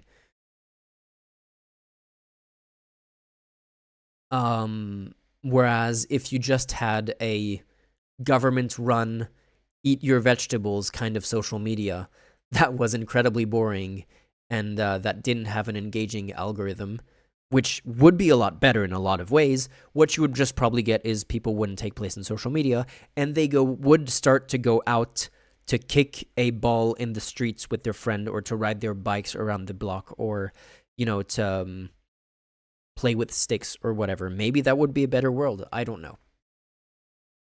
Help ensure impartiality. The reality is, what would probably happen is that you would just have people spending less time on social media and more time playing video games where they get where, you know, everyone is screaming the N-word at each other anyway. And then you would start to get, like, people sharing fake news articles on battle.net while they're playing StarCraft or any other kind of online video game service. Like we were talking about before, like the Team Fortress 2 channels where everyone is talking about Keir Starmer, apparently. Since there is no political middleman here who could, say, withhold funds in case the broadcaster airs something they don't like. The online town square is also a public service after all. Such a website would eliminate much of the online abuse, harassment and threats. It would stop the unchecked spread of disinfo and would help identify malicious actors and spreaders of confirmed misinformation. It would make social media a better place by ending the 24/7 hysteria and outrage cycle, focusing on connecting with your friends instead. It would cut out the corporate owners and malicious state actors looking to benefit from people's misery. Of course, proponents proponents of free speech absolutism or citizen journalism would strongly condemn these ideas. Such people thrive in unchecked, unregulated, corporate-owned environments where they can... To be clear, I don't condemn these ideas. I think they're probably unworkable. I think it would be, like, I agree with the goals, and I think these would solve some of the problems, but they would solve the problems at the cost of social media, which I'm not sure is a bad thing. Can get away with lying or spreading misinformation and propaganda, where normal journalistic standards do not apply to them, where they can piggyback on social media corporations' greed and ride the profit-maximizing algorithm to the top. They want the freedom to say absolutely anything to their audiences without the due responsibility. We must disregard these people. They bring nothing of value to the table except for wild conspiracy theories, misinformation, and often state propaganda. I agree with Elon Musk that you are being lied to by Elon Musk. This is what must be done, in my opinion, to fix social media, to clamp down on misinformation, on the unchecked spread of lies and propaganda, and online harassment and abuse, to help Gray, you're a Russian bot, apparently. stop the erosion of our democracies by not letting people fall into information bubbles, thus parallel realities, through the manufactured consent of malicious state actors or profit-hungry corporations. The alternative is the medieval town square with Elon Musk as the town mayor, a nightmarish concept for anyone in their right mind. Yeah,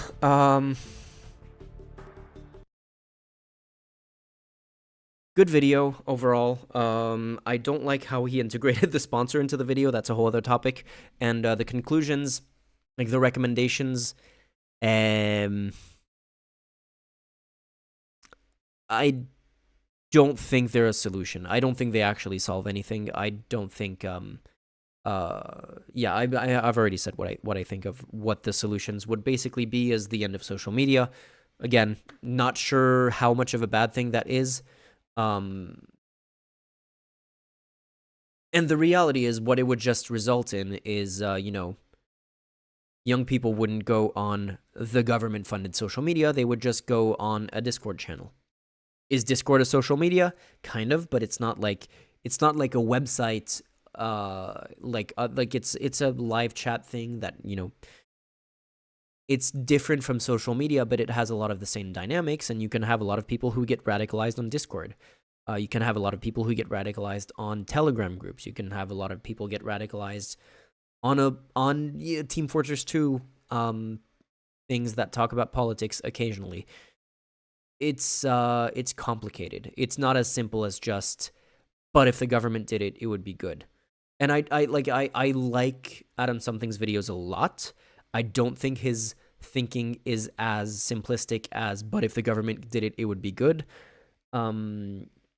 Because his criticisms of anarcho-capitalism, for example, are pretty much on point. His criticisms of a lot of these systemic problems that we have in capitalism are very much on point. I don't think he's... I think this video probably does Adam Something a disservice to how simple his conclusions are in this case, and I'm not too happy with the ending of the video there. I feel like people could get radicalized in government-owned social medias, probably too.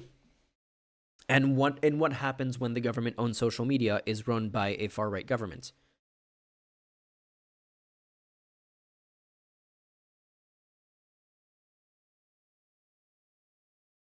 And also, how do you avoid...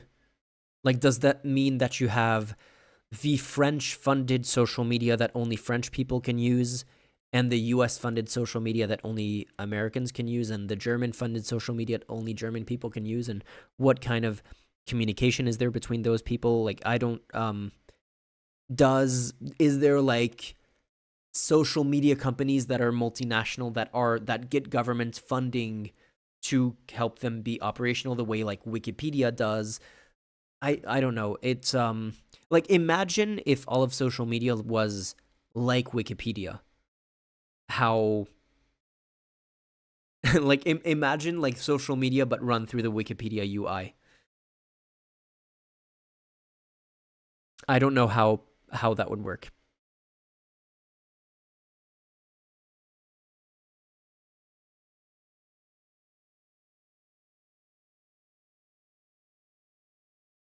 Wikipedia has gotten taken over by a bunch of jihadis.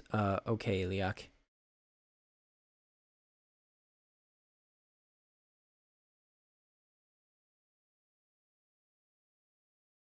WeChat has its positives. Yeah, so for those who don't know, WeChat is the Chinese so it's kind of a mix between WhatsApp, Instagram, Snapchat, and it's also used for payments. It's basically what Elon Musk wanted to do with the Everything app. Elon Musk wants to make X the Everything app. And it's massively controlled by the Chinese government, and super censored, and they have complete control over basically what people can say and what gets boosted in the algorithm and all of that.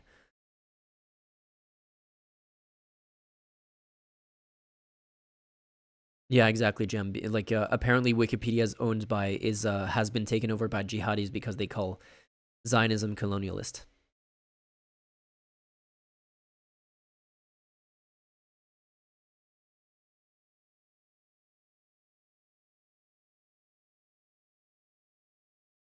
Like, honestly, in terms of Wikipedia isn't perfect, but in terms of a source of information, it's among the better options that have, like, Wikipedia genuinely is among the best things that have come out of the internet age. Are there mistakes there from time to time? Yeah, sure. But a whole lot less than social media, a whole lot less than YouTube, a whole lot less. There's a whole lot less raw sewage on Wikipedia than there is on Twitter or YouTube or all of that.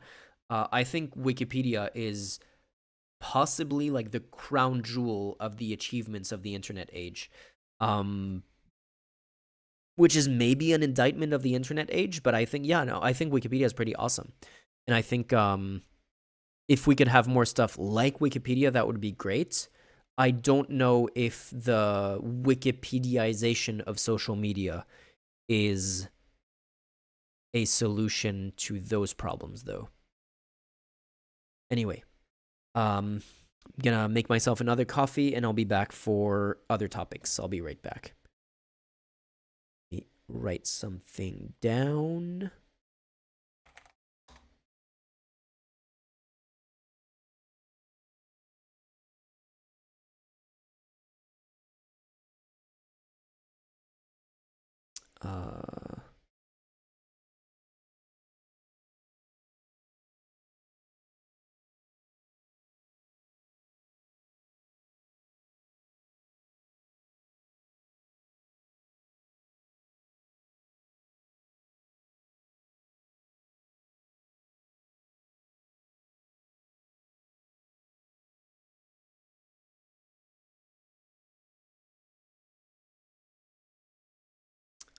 Google and Amazon better than Wikipedia, in my opinion. The difference is, I don't think anyone working at Wikipedia has to pee in a bottle. I don't think anyone working at Wikipedia, have you not read anything about the working conditions at Amazon? I think Google is great. In terms of just the business model and the fact that Wikipedia is able to operate in the way it does as genuinely like a community project that is not beholden to sponsors, that is not beholden to any kind of corporate interests, like that is run as a nonprofit, I think is pretty, the fact that it works at all, considering that, is pretty amazing. Amazon, there are major issues with how it works as a company and how it treats its workers, and how the fact that it's so effective at doing what it does and the fact that its prices are so low is entirely built on the backs of incredibly messed up business practices, incredibly messed up treatment of its workers, and incredibly messed up global supply chains that in a lot of cases just relies on super cheap labor on the other side of the world that no one would want to support. I don't know of anything at Wikipedia that gives me those kinds of concerns. Like when I buy something on Amazon, and I do buy stuff on Amazon, I feel kind of shitty about it because I know that my purchase is helping, is forcing someone to pee in a bottle while they're doing that delivery, or whatever other kinds of conditions people, you know, in the packing centers and all of that get to like have to work through, or you know the incredibly unhealthy work environments of even people who are higher up the food chain. I don't feel any kind of conflict or any kind of uncomfortableness when I'm reading a Wikipedia article, and that like I don't. Okay, let me put it this way. I used to live in Dubai, and speaking of Dubai, speaking of Adam something has a really good video on Dubai that is pretty much spot on when it comes to, hey, slavery, but it's hidden from everyone, so so most of the population gets to live comfortable. I don't even know if it's most. I don't know what proportion of Dubai's population is the basically slave labor that is working to keep everyone else comfortable, but the people who aren't part of that slave labor population in Dubai have really comfortable lives. And I have friends who still live there. And like this is like I lived there during high school. I have friends who like, when they finished high school in Dubai, they stayed there and now they work there. And when I talk to them and I'm like, hey, like, how are things over there? And when we have these conversations about kind of the uncomfortable truth about Dubai, they're like, completely defending it, and they go, yeah, but you see, I don't even need to leave my house. I get all of my food delivered at my house. Like everything that I need is on an app. If I want food delivered, it's on this app. If I want to go somewhere, I just call a cab through this app and this and that.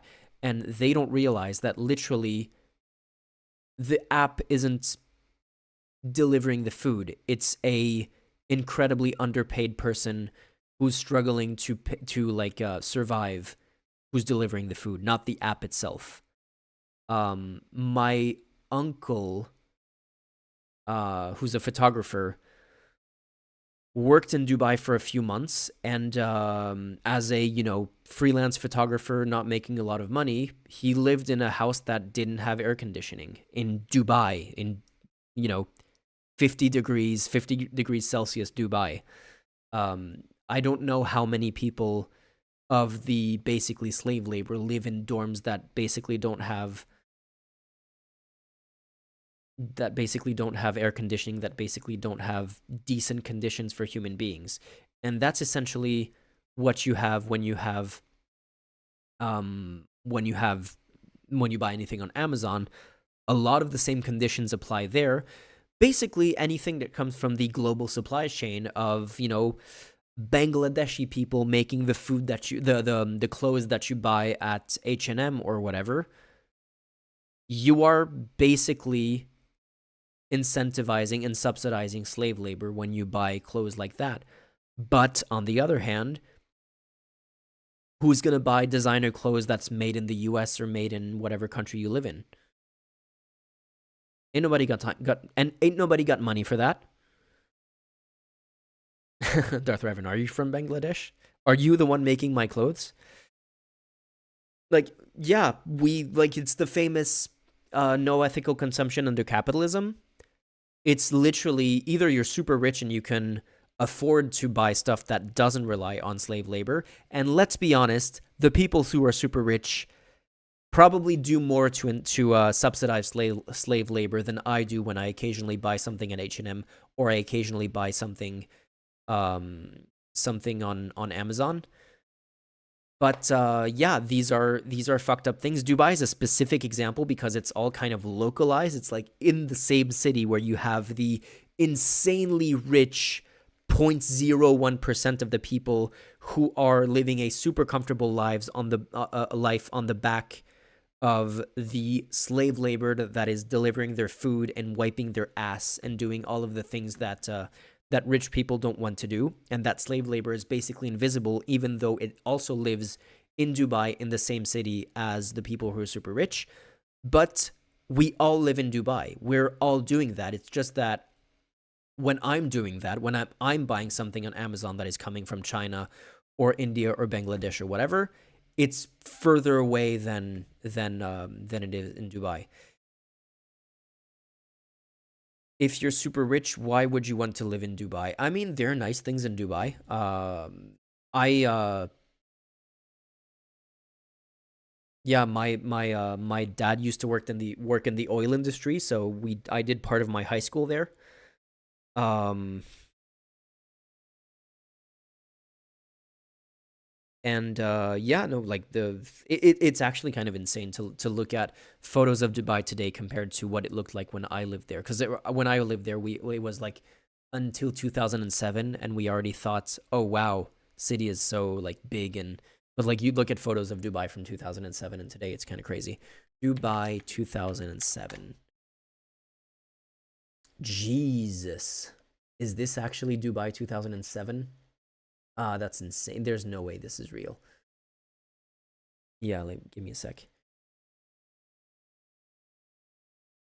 Yeah, I left when the tower was not quite finished. It was a little bit more advanced than this. Actually, maybe not. Maybe this is literally this seems to be the month that I left. Oh wait, it's not the right page. This is July 2007. I left in the summer of 2007, so yeah, this would have been around the time I left. And then you look at Dubai 2024.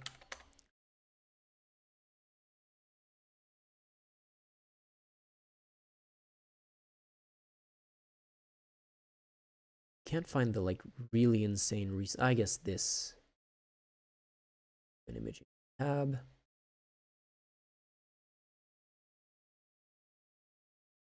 Yeah, that's a big difference.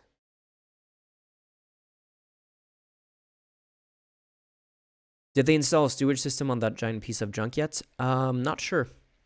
The palms that didn't have a sewage system, so they had to on a daily basis have just a line of I don't know how many sewage trucks coming in and out all day. I don't know how they solved that at all, but anyway. Thrift shopping is also fun. Yeah, no, yeah, that should definitely happen more. The reality is, if we want to, this is the thing that we really need to become comfortable is like there's the argument about degrowth when it comes to climate change, and like we can't sustain our current consumption habits, that's for sure. And maybe arguably we can't sustain our level of comfort while having without continuing to contribute to climate change. And if we actually want to address climate change, we need to consume less. We need to maybe shrink the size of the economy, definitely at the very least with less waste. But maybe we need to get comfortable with the fact that we're gonna be maybe we need to accept the fact that we're gonna be slightly less comfortable, that we're going to reuse clothes more, that we're not going to be taking the car as much, that plane travel is gonna become in a large part a thing of the past, and we need to accept that we know when we travel it's going to take a little bit longer and it's going to be slightly less convenient.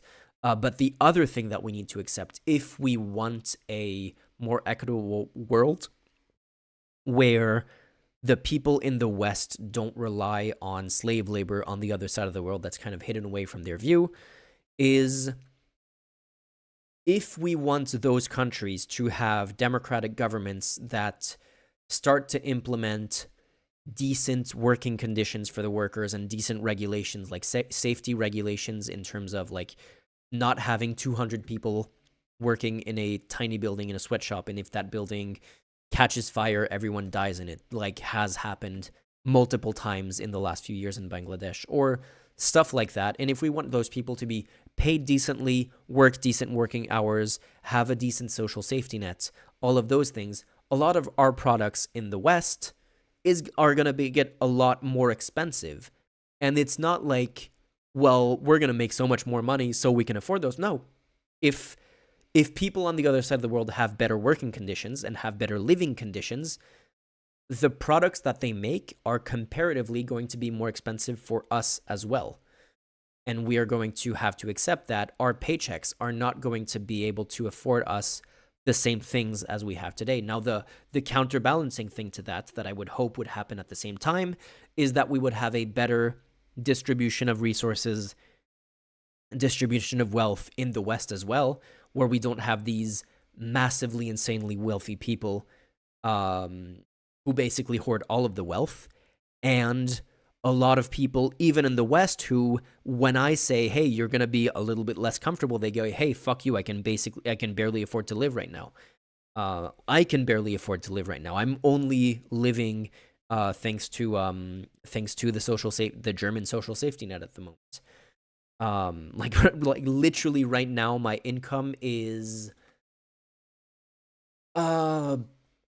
with the social safety net and YouTube on average, it's more Patreon is really what's paying my salary. I'm getting under 20,000 euros a year, and I pay my rent with that, and I pay my food with that, and it's pretty fucking tight at the end of the month, you know. And compared to people living in, you know, there are people living on less than what I get. There are people living on, in Germany, there are people living on less than what I get. But like when I went to Poland for the Poland video, and I saw how much my euros could pay for in Poland, I was like, holy shit, Poland is insanely cheap. Yeah, but also people living in Poland make even less than I do. But anyway, so for super poor people, saying, hey, you're going to have to get comfortable with being less comfortable because other people, you know, across the world are going to be making better money, and therefore their goods are, like, the goods and services that they're provided is going to be slightly more expensive.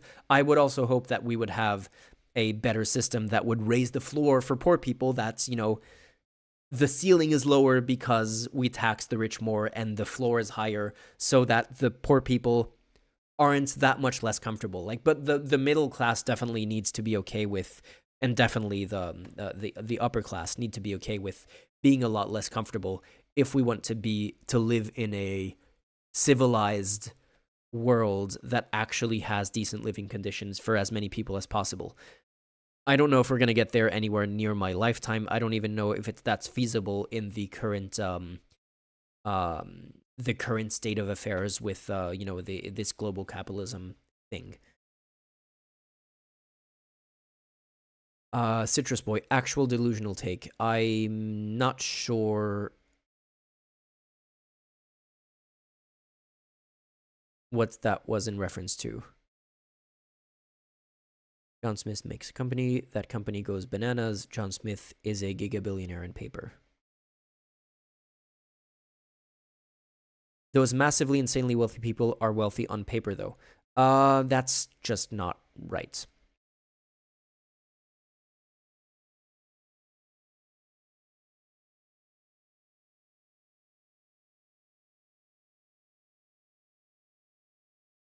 The massively wealthy people who are just wealthy on paper, you know how it actually works? And you know, this is one of the most messed up things that laws haven't caught up to yet is,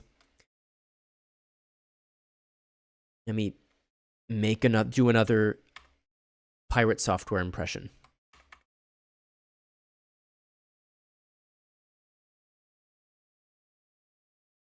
I'm not used to some of the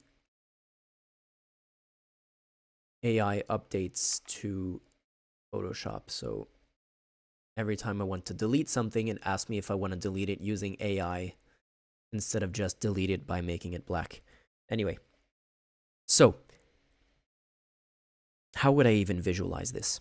It used to be that a massively rich person on paper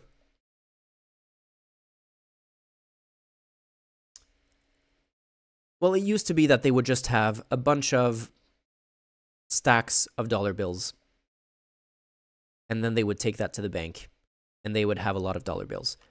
That happens. Wait. lots of dollar bills in the bank, bring that to the bank, and then the bank keeps your dollar bills. Obviously, we all know that's not how it happens today. Hardness, 100%. Okay. And then it's like, well, John Smith owns 50% of giant billion-dollar company. Let's say Sahara, to not say Amazon. And they have 50% in shares, and they're going to get dividends from that. And they're going to get if they really want to buy a yacht, they sell part of their shares, but later on their shares are going to appreciate in value. And so they're going to be able to buy more shares when they get dividends and stuff like that, and they're going to get other return from other investments. But every time they want to make a big purchase, like buy a yacht or buy New York City penthouse,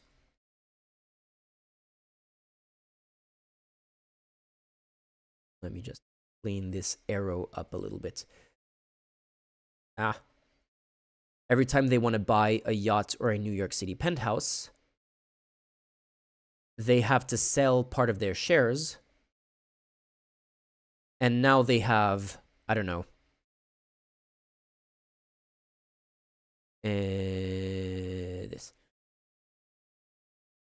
And now they don't have 50%, they have 40% of Sahara, but they own a yacht. However, on this 10%, that's like, Sahara is worth $1 billion. So 10% of $1 billion is $1 million, and they had to pay, it's not 1 million, it's $100 million. And they had to pay 30 million in taxes. So they had 70 million left over.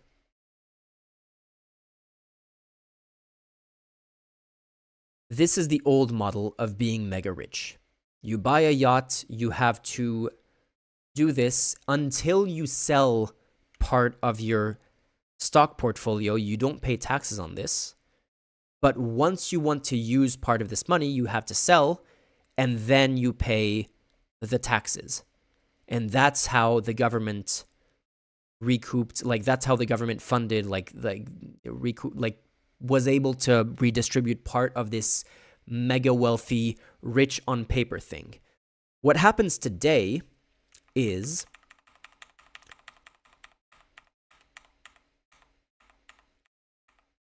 John Smith owns 50% of this $1 billion company. They hold on to their 50%. They don't even get dividends because they would have to pay taxes on dividends, and they don't like paying taxes. They're dogmatically opposed to paying taxes, even though taxes are always mechanically, even if, something that people don't understand about taxes, a lot of people, is that if, say, income at 10,000 is taxed at, say, 5%, and above 10,000, say 11,000 is all of a sudden taxed at 10%. When you go from 10% to 11%, when you go from 10,000 to 11,000, I'm really bad at making dollar signs.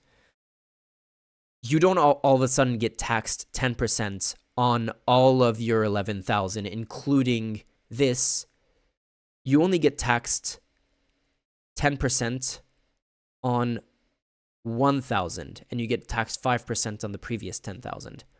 So there is no situation where getting into a higher tax bracket all of a sudden makes you pay more money. You actually earn less because you pay more in taxes. You only pay more in taxes on the extra that you got. So being angry at paying high taxes is just being angry at making more money than everyone else. But anyway, what happens now is they don't get paid dividends because they would have to pay taxes on those dividends. They don't sell anything of those 50%. what they do is they go to the bank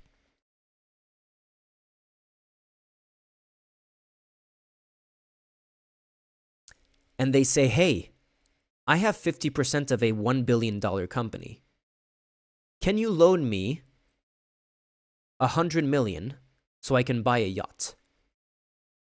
And I will give you this as collateral. And because this is worth 500 million, you are going to be able to give me an insanely good rate on this loan because I'm mega rich on paper. And you know what?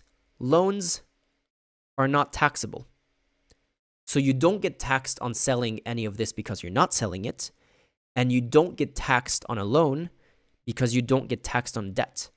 And so now you get to spend this without having paid a single dime of it in taxes. You buy your yacht. You have your cool yacht. That's worth a ton of money. And that gives you a really nice life. And when you need to pay back your loan, you go to a different bank. And by then, maybe you have 60% of the company, or maybe you have even more money elsewhere. And you go to a different bank and you say, hey, can you loan me 200 million? And with that 200 million, you can pay back this loan and you can spend more money elsewhere. And you can do that again and again and again because once you're mega, mega rich, it's really hard to lose all of your money if you're smart about it. And even if you're not personally smart about it, you can pay other people to be smart about money for you. And that's how you get to be rich on paper and not pay any taxes. This time I'm really going to get coffee. I'll be right back.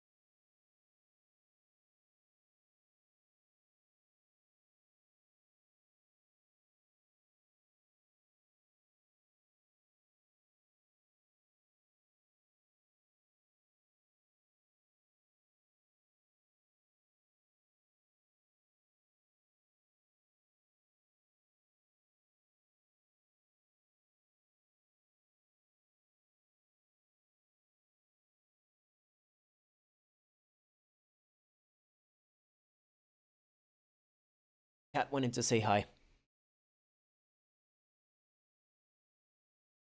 Meow.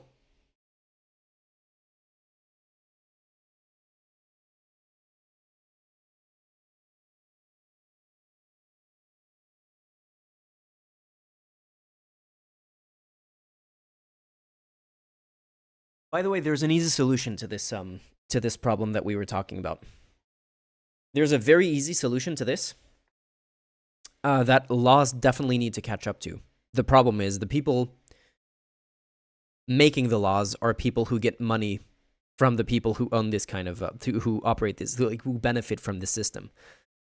The super easy solution is right now you get taxed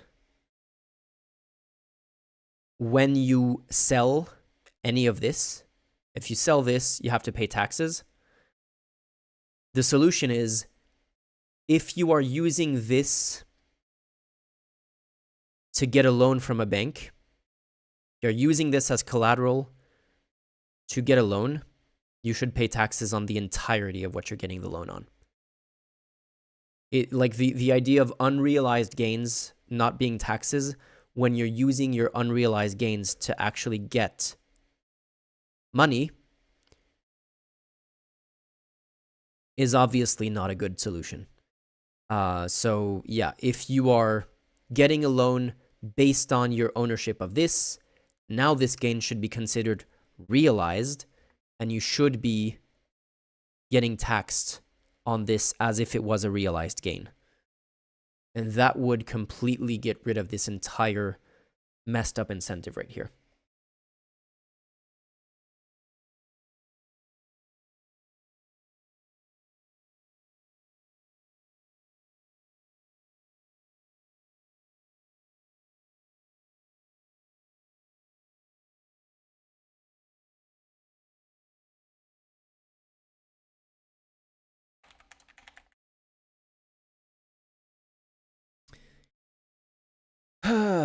So yeah, we had a lot of news that we wanted to cover.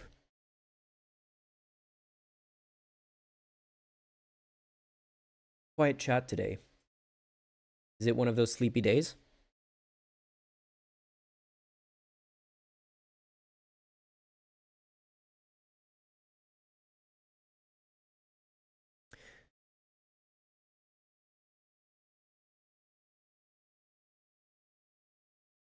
Have we spoken about anything in the title of the stream yet? That's a very good question. What's the title of the stream yet?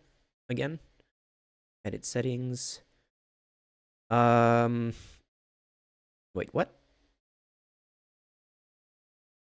Israel attack on Lebanon. Another German election. EU Schengen. No, we haven't talked about. We talked about the more. The title of the stream has more, and we've talked about the more. Let's look at the Israel stuff because that's some of the more messed up developments in the last week. I think I had a few things that I wanted to look at that I bookmarked on Instagram.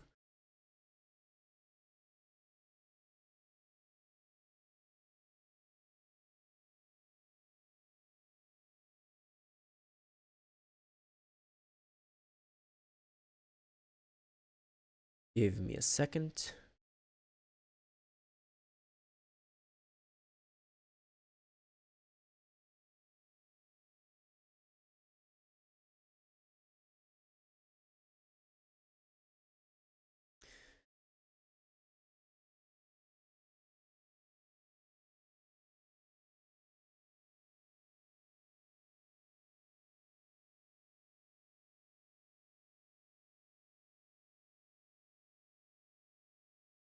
Definitely this.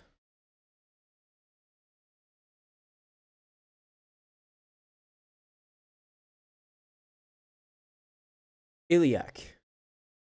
I don't actually know if you're from Israel or not. Do you speak Hebrew?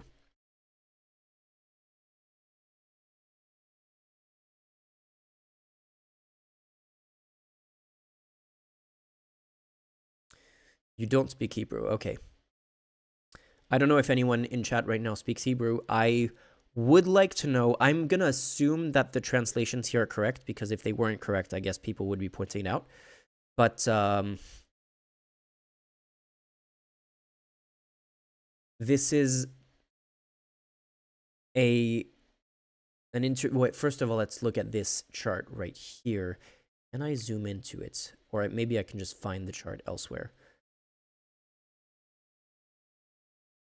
Deadliest day in Lebanon in decades.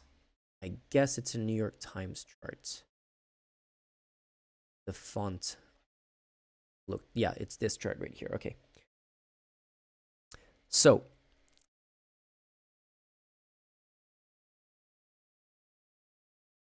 these are the deadliest days of, like, number of dead in Lebanon from Israel strikes since the 2006 Israel-Hezbollah war. And this is 2 days ago, Monday.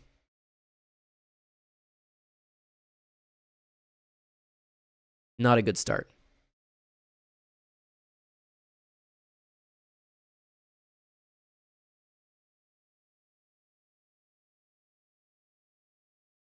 So this was already a bunch of bombings. There was famously the pager and the walkie-talkie attack that we're going to talk about in a bit as well. But I did see this clip. I'm, if you want to doubt the translations, you can do that. But I'm going to assume that the translations are correct because I have no other way of knowing. But if it turns out that they just made up the translations, fine. So this guy, Israeli minister, said this about the current situation between Israel and specifically between Hezbollah, which is the Iranian-backed anti-Israel militia, but it's also a political party in Lebanon. And this is what this minister said, Yoav Kirsch. זה לצרפתים ולאחרים, מה שנקרא, ממדינות העולם שטוענות את זה. אין שום There is no difference between הבדל בין חיזבאללה Hezbollah and Lebanon. ללבנון. Lebanon will be destroyed in the light. תושמד לאור כמו שהדברים מתקדמים. ואני אומר... Wait, we missed a small bit of it, and I can't go back in the light of something. Did anyone catch that?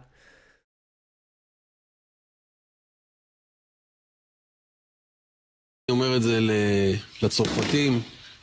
לצרפתים ולאחרים, מה שנקרא, ממדינות העולם שטוענות את זה.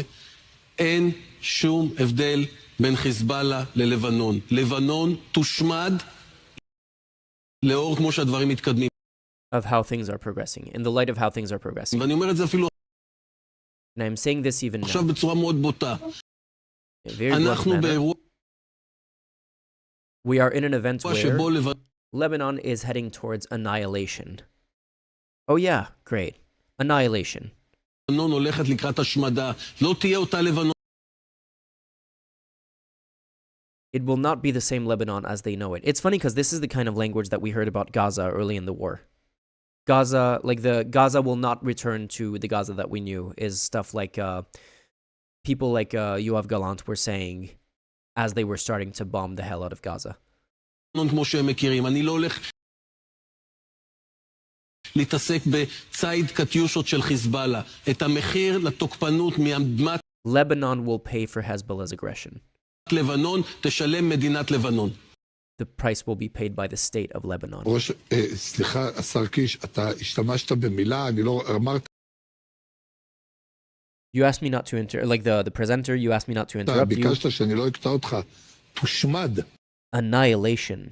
השמדה יש לה... The term annihilation in Hebrew terminology. במינוח העברי, אתה יודע, לשר הביטחון אמר, תחזור לימי האבן. אתה יודע... Dates back to the Stone Age. More of a bit too extreme. I mean, we haven't even heard about this minister specifically in terms of how extreme, like, do you think he's more extreme than Yoav Gallant or than, I mean, maybe Yoav Gallant too, than Ben Gvir or than Smotrich?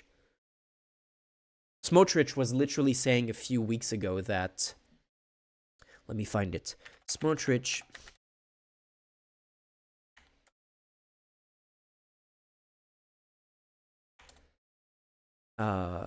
recognize Palestine.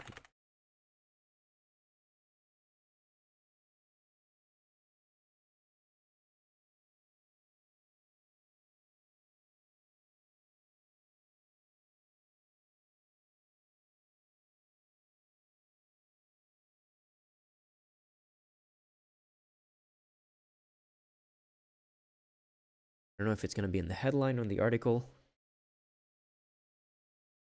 Yeah. Israel to punish West Bank after 3 more countries recognize the Palestinian states. Apparently, Smotrich said that they were going to recognize a new settlement in the West Bank for every country that recognized, for every new country that recognized the state of Israel. The state of Palestine, sorry. Maybe we can have the full quote.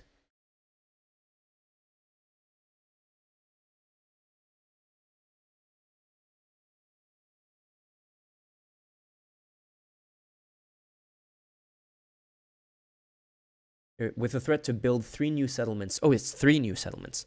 3 new settlements for every nation that unilaterally recognizes this a Palestinian state.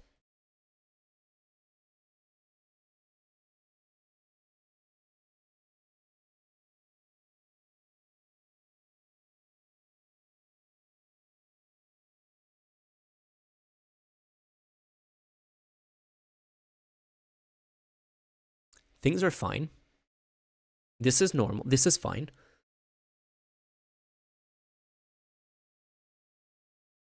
I mean, literally, there was that thing a few weeks ago of, let me find it before, like, let me not read this out loud. So I can find it for the shock value, I guess.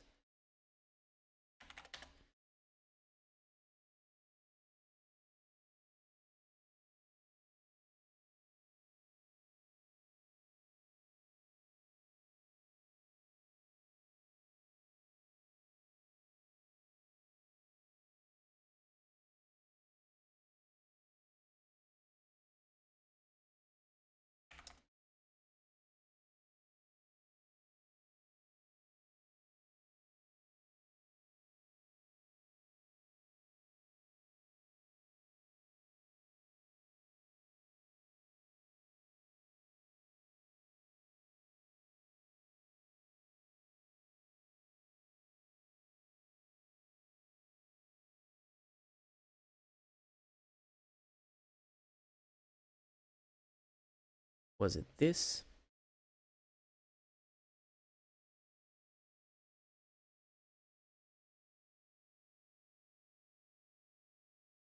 Sorry, looking for a headline that's clear enough about what's happening. And I'm looking for outlets that aren't explicitly pro-Palestinian, just so people can't say, "Oh yeah, but this is biased."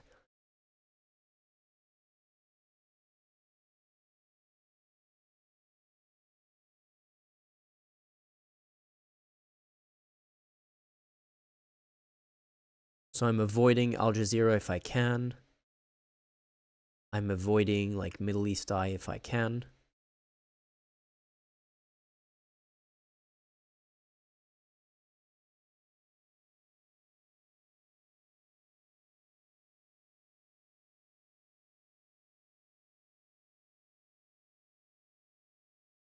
And that's making it hard to find the information.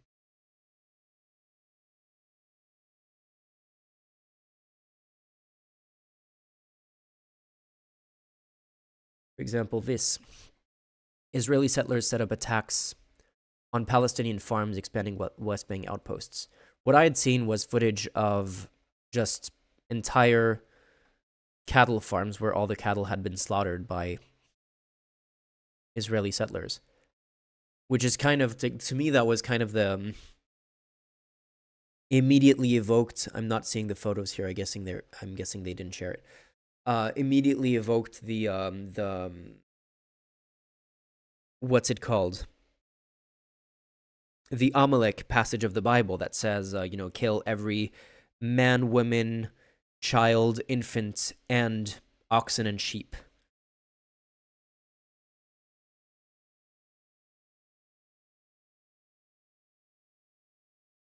So yeah, there's the bombing, and that's not good. So let's talk about the pager attacks. Because the justification for this, so basically, if you haven't seen the news, what's the death toll right now? Pager Lebanon. Pager attack Lebanon. Is there going to be a wiki on this? 2024 Lebanon pager explosions. 42 deaths and more than 350,000 injured from thousands of pagers that basically exploded in people's pockets or hands or faces a few days ago.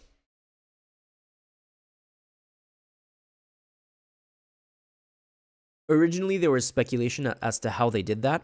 If it was exploiting the type of battery that it was and maybe managing to overheat the battery to the point where it just blew up. What it turns out to be is that they just intercepted the pagers. Either they took control of the manufacturing process of the pagers, or they intercepted the pagers during the shipping, and they injected a little bit of explosive inside of the pager battery that they were then able to remotely detonate. Now, these pagers supposedly were only used by Hezbollah, fighters, Hezbollah, people who were high profile, like who were high up in Hezbollah command, because they're used to avoid surveillance by the Israeli state. But Hezbollah, as I said, is a political party. They also run they also have plenty of employees who aren't fighters, who aren't politicians, who aren't, intelligence or any kind of anti-Israel stuff. They have doctors who work at hospitals who are, employed by Hezbollah. They have law enforcement, stuff like that. How do you guarantee that the pagers that you are tampering with to turn them into explosive devices don't end up in the hands of medical staff who need pagers? Just pagers are common in hospitals. Or end up in the hands of or even if they end up in the hands of a Hezbollah fighter, how do you make sure that when you blow up the thing remotely, that person isn't like hugging his wife or holding his child on his hip? Because in the first 10 deaths, there was an 8-year-old girl. I don't know how much we know right now about the 42 deaths that have currently been reported. But this is incredibly concerning when you start to think about what this means for the future of, for these kinds of operations.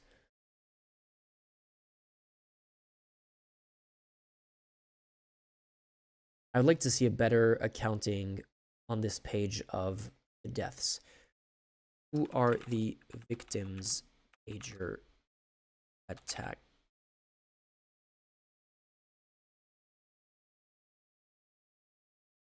No, this is about the device explosions.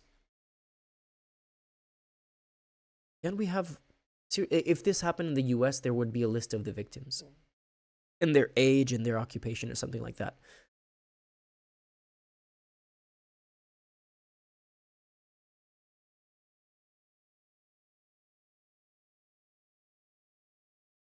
This is from 7 days ago, so it's not going to be up to date. Okay, let's go to this one 6 days ago. Do we have any information about the victims? Okay, what is known about the victims?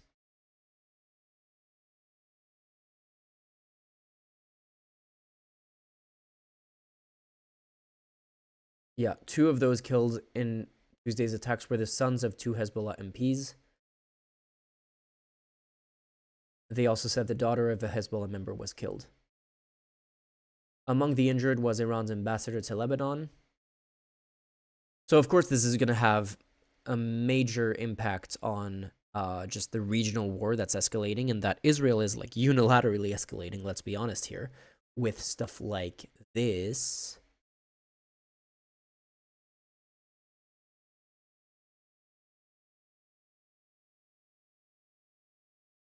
Lebanese Public Health Minister Firas Abiad said damage to the hands and face made up a majority of the injuries.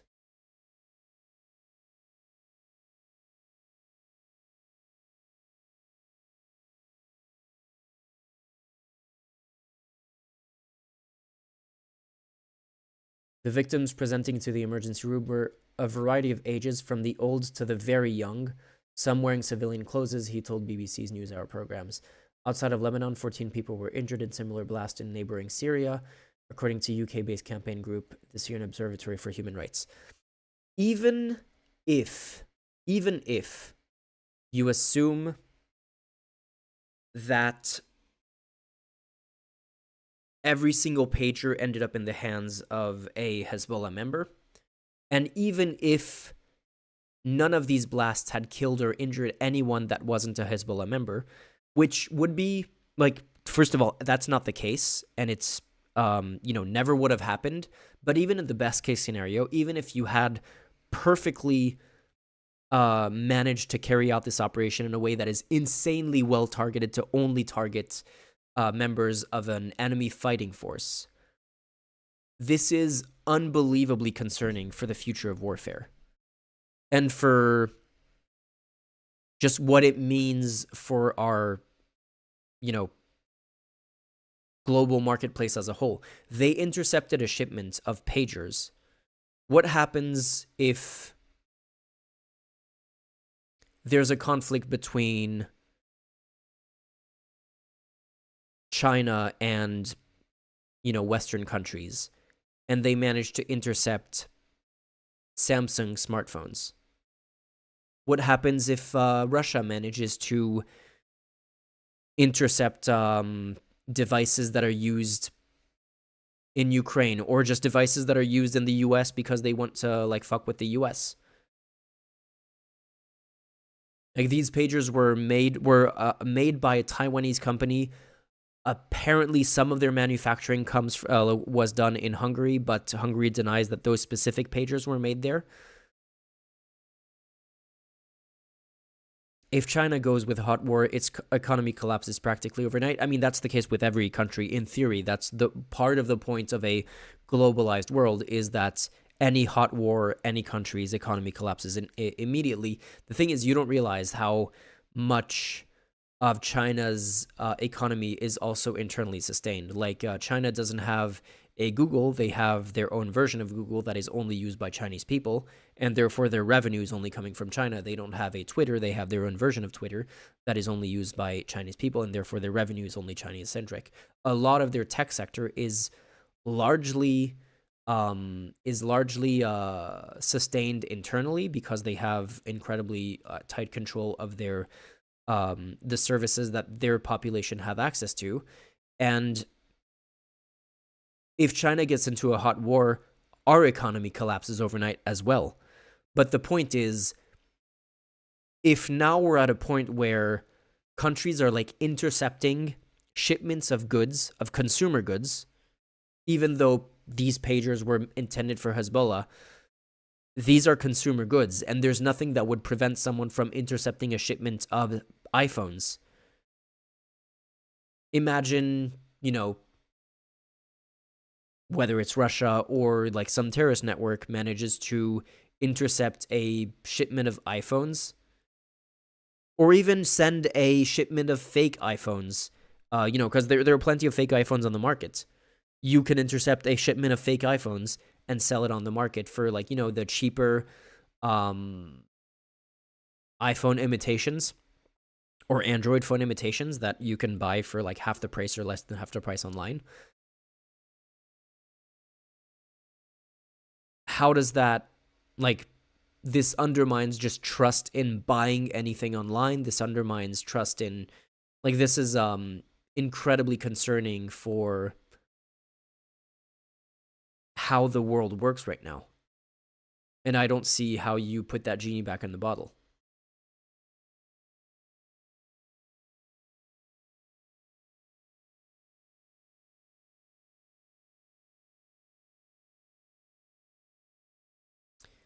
And if the Gazan Strip is under siege as declared by the ICJ, the actions of Hamas could be deemed as self-defense. Yeah, I mean, I don't think there's definitely some of the actions that happened on October 7th that couldn't be deemed as self-defense, but generally speaking, yeah, a military action by Hamas could absolutely be deemed self-defense. It's just the specifics of some of the things that were done by Hamas fighters that are, beyond the pale, and the targeting of certain civilian areas that is also beyond the pale. But it's not like Israel doesn't target civilian areas too. Apparently, where did I see this? Was this a reputable source?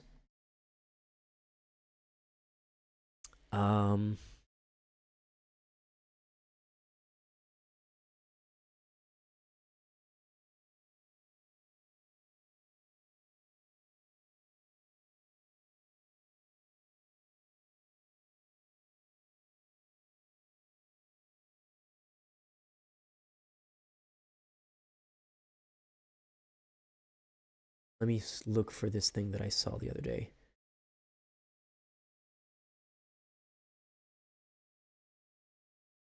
The problem with having too many social media accounts, like on Twitter, on Instagram, on this and that, is that I bookmark stuff that I never know where to find it.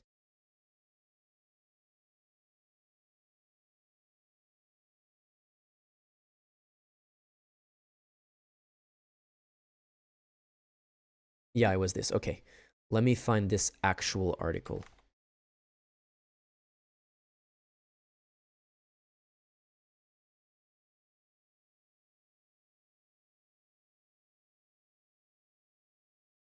Fuck. Can I get this for free, please?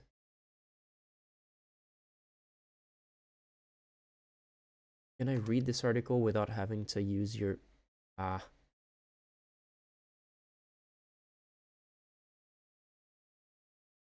gonna have to make a free trial to read this article. Pain in the ass.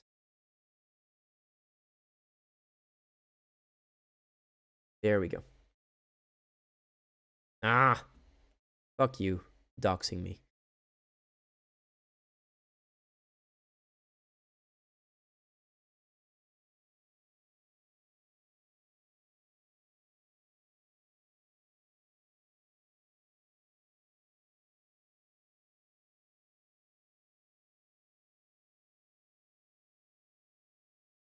You know what?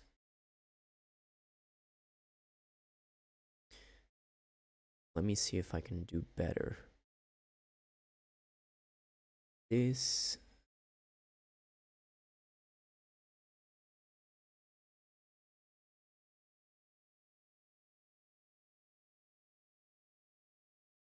Did it work? Nope.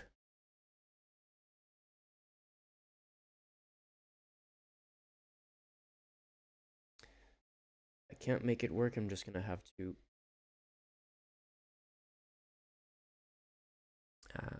yes. Okay, got it. Magic.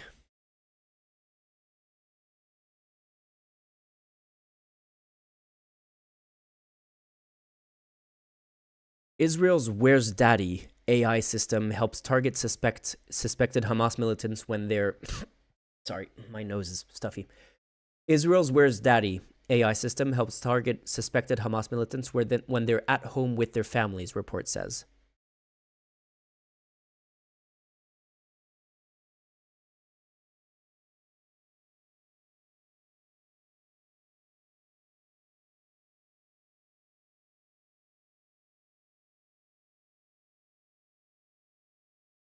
What do you mean so? Iliak.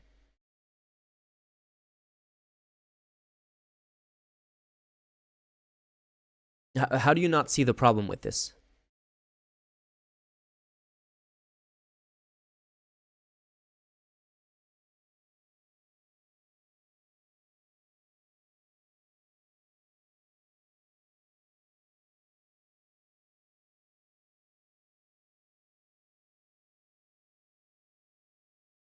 I agree there's no justification for killing kids as a music festival. Completely. We're on the same page on that. The problem is,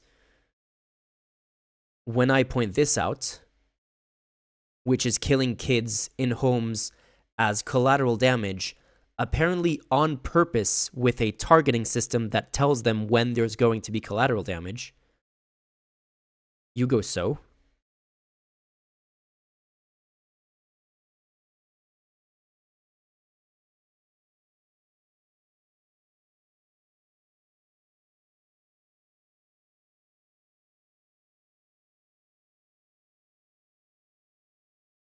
The IDF has said it, quote...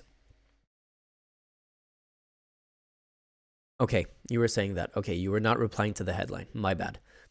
The IDF says it, quote, makes various efforts to reduce harm to civilians to the extent feasible.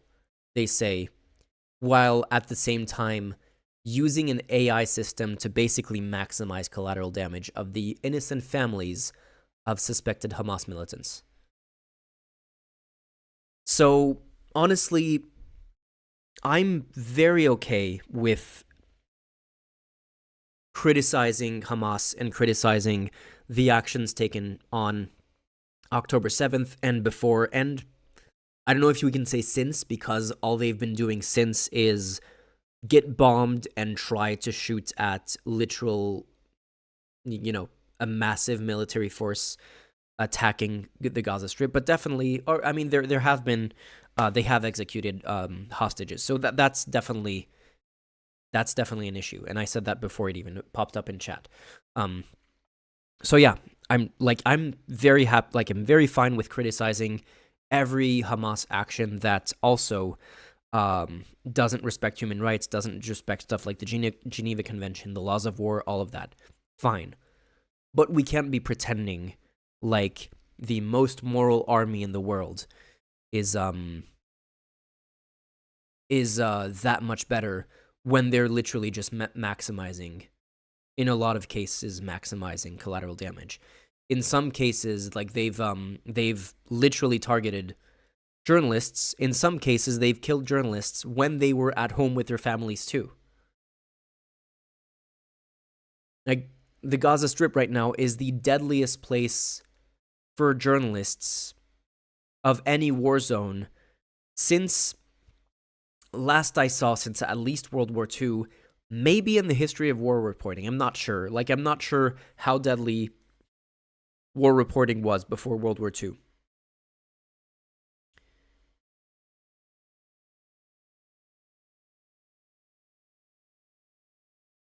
Not the Israelis, it's the fascist government that is under control. Yeah, I mean, of course. It's like when we say, well, the Russians are doing this. Well, we mean the Russian government. But yeah, not every Israeli supports the operation, assuming much such as anti-Semitic. I agree with you. And then you look at the polling, and the polling is still much more of the Israeli population supports the operation in Gaza than I would like to be true. But I agree with you that, yeah, we can't assume that it's all Israelis, but still, it's, of course, when I say the Israelis, I mean the Israeli government. I don't, I absolutely hate any kind of rhetoric that's every adult Israeli has done their military service, and therefore they're they're not a non-combatant, they're not a civilian, they're a military target, and it's valid to kill them. I've heard people who said that. I've argued against people who said that. I think that's a garbage argument. And the same applies to holding random Israelis, even Israelis who support the operation in Gaza and in Lebanon and the West Bank, even the ones who support that, but they're civilians. I don't think they're responsible for what happens, in the same way that Palestinians who support Hamas, if they're not Hamas fighters, don't deserve to get bombed.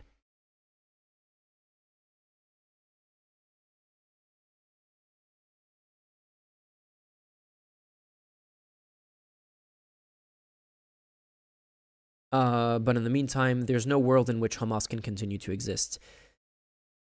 There's no world in which you can get rid of Hamas by bombing Gaza unless you actually kill every single person in Gaza. Because the more brothers and sisters and husbands and wives and uncles and aunts and grandparents and grandchildren you kill, the more Hamas fighters you make. You can't bomb your way out of Hamas. You can't bomb Hamas out of existence. That is not something that you can do unless your goal is, well, if we kill every single Palestinian, in that case, there's no more Hamas. And that's, I think there's a word for that. I can't think of it. It starts with a G.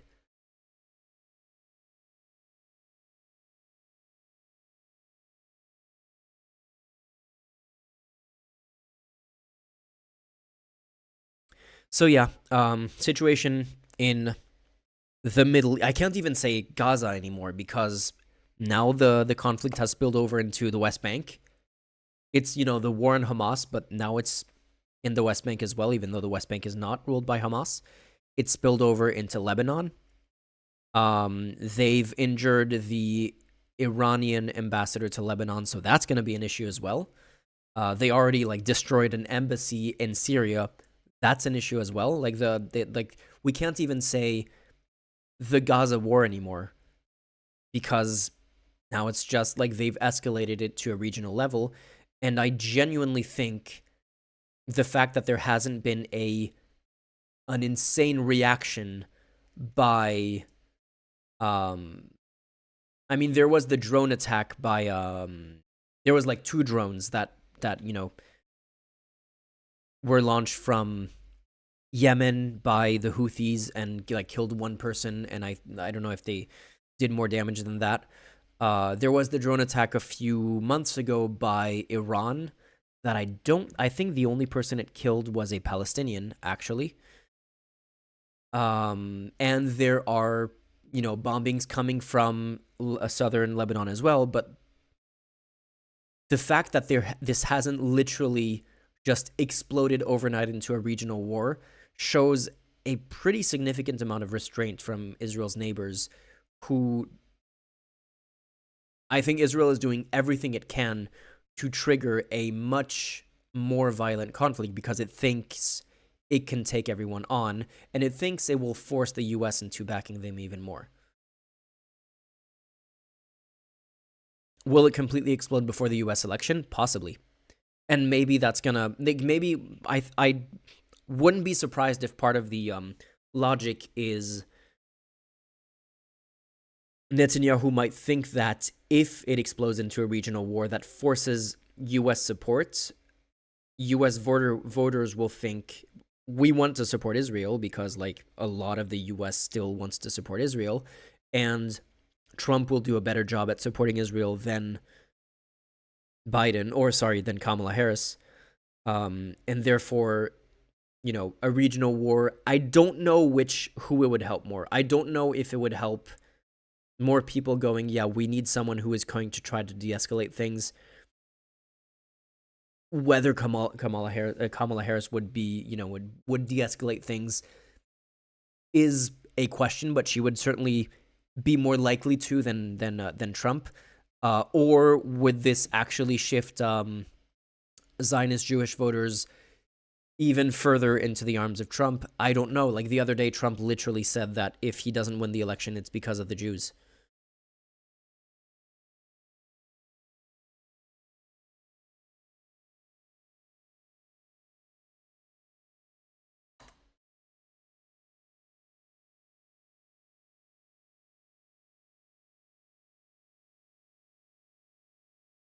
Trump says Jews will be partly to blame if he loses election. So I wonder if part of the escalation in the Middle East by Netanyahu is to make more Jews vote for Trump. Not sure if this is relevant, but yeah, situation is getting more and more dangerous, more and more unstable, and we'll see what happens there.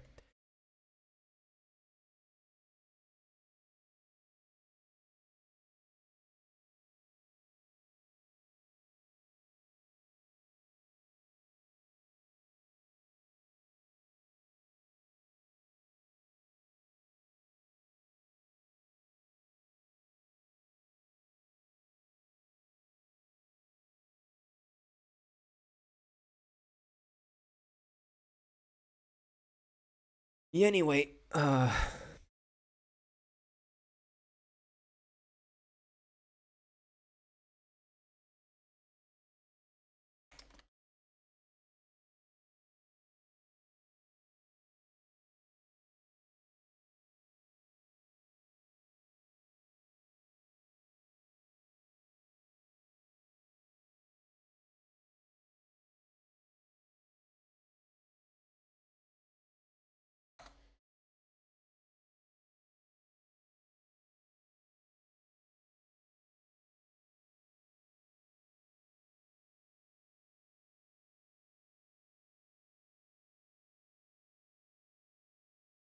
I think that all minority groups in the US are going to have to be on high alert when Trump doesn't win in November.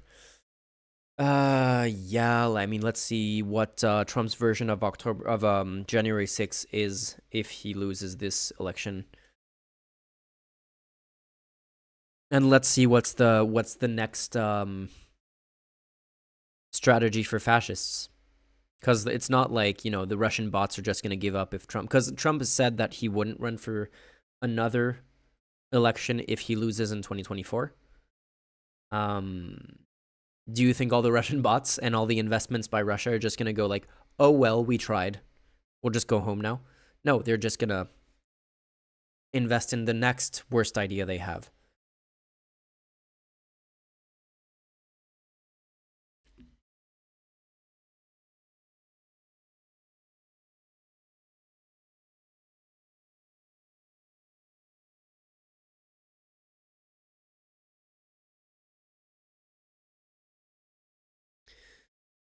I mean, he should already be too old at this point, honestly. Okay, I'm getting tired. Like, my voice is actually getting tired. I need to become a better streamer and have my voice be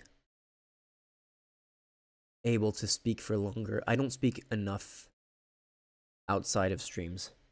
Too much of a loner.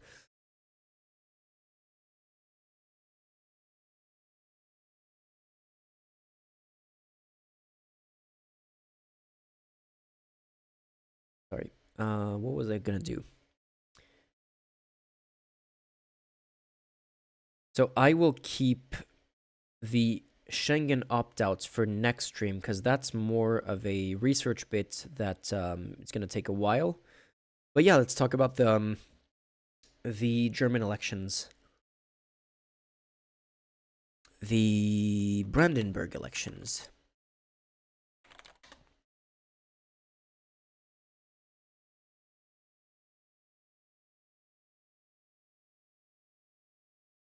First of all, so I was at the AfD party in Brandenburg, near Potsdam.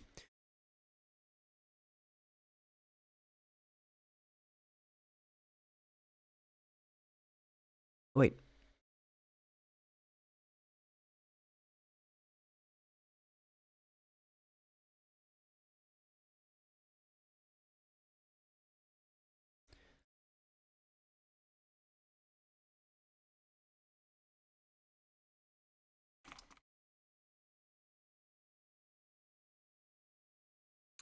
Give me a second.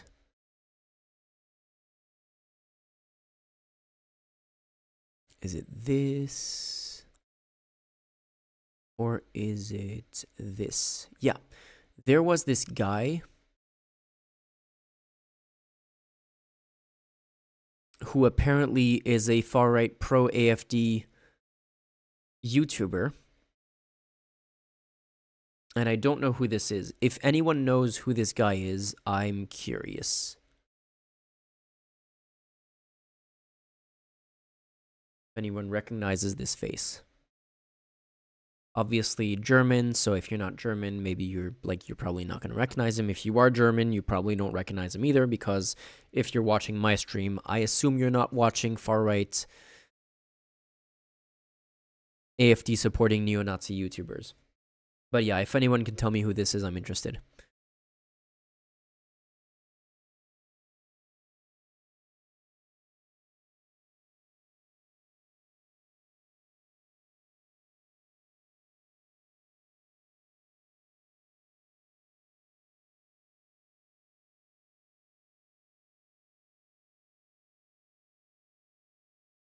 So the results of the elections are... Can I have the EU elects Brandenburg election?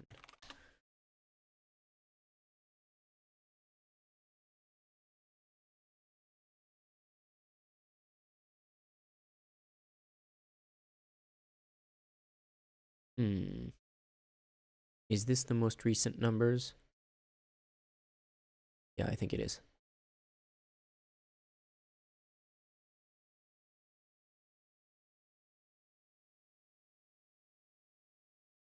No, it's from a few days ago, but anyway.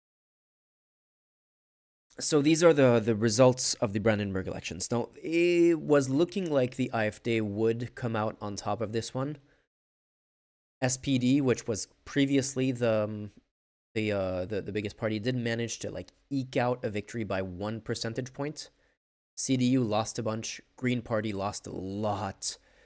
Left Party, Linke Party lost a lot. Like basically, Green is wiped out because they don't reach the 5% threshold for parliament. Linke is wiped out. This is kind of a like party that people don't really talk about that much. BVB. They're not gonna make it into parliament either. FDP, which is like the more neoliberal party, like the center right party. Yeah, they're the Macron to the CDU's Republicans equivalent. Got 0.8%. BSW, the left conservative kind of red fascist tanky party, got 12%. What's interesting to me here is this shift at the end that kind of saved the day. That a bunch of BSW voters and CDU voters shifted over to SDP just to carry them over the finish line and make them slightly bigger than the AfD. Problem is, like we were saying, can I copy image?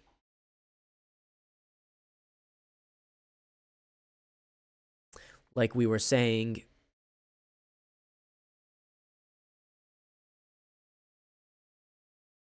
too big. Boom.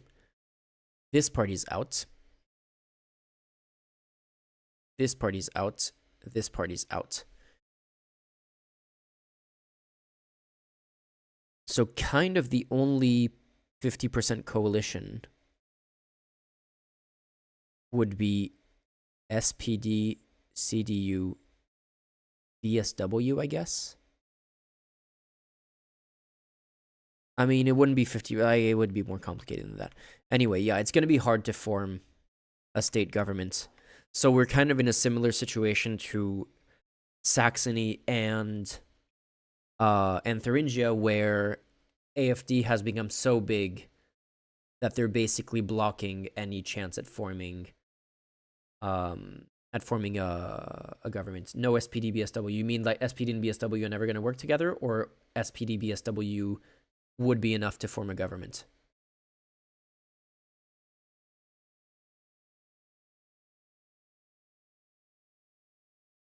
By the way, it's going to be an SPD, BSW coalition. Got it. Okay. Does this reach the 50% threshold that they needed to? Yeah. Anyway, it's getting harder and harder to form governments, considering how big the far right is getting. And it's not going to get any better. I have some updates on the the situation with the far right in France, but I'm going to keep that for the video that I'm working on right now. So hopefully in a few days, that'll be out. But it's not good. It's even worse than I thought. It's really, really bad.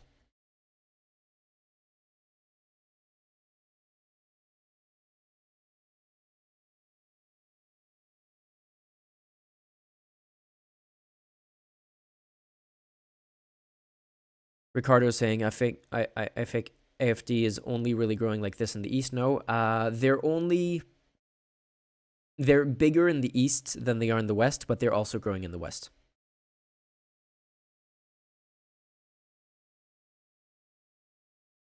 I thought Germany's far right was to the left of Trump. No.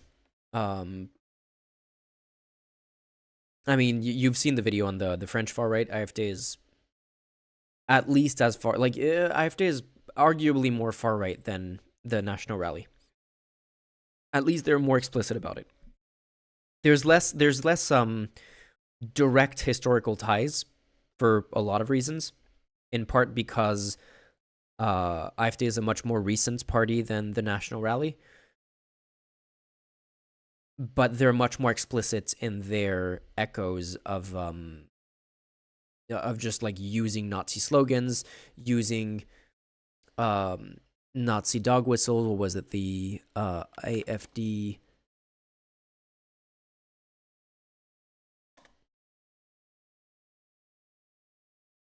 Where was that thing? This poster. There has to be a better one.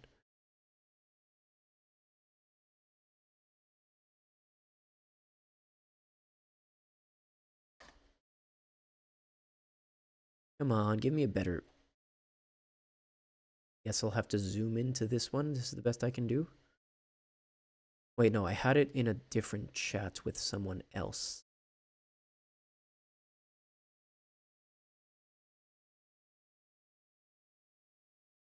Scroll. There you go. Okay, so save image and save image. I mean, we talked about it. If you were already watching stream a few weeks ago, you've seen this. But switching over this. Yeah, this is one of the more explicit ones. AFD, we protect your children with the whitest family you could possibly cast. The very unfortunate hand position here, but also the we protect your children.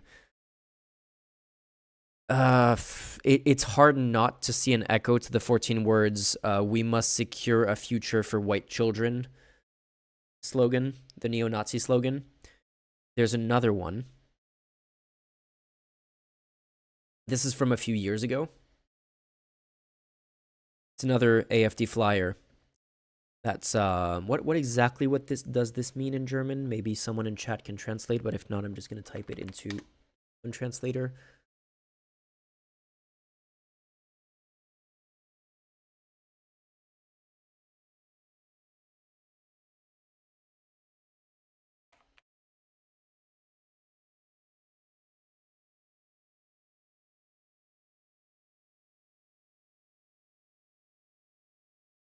Yeah, so this means stop the corruption of language.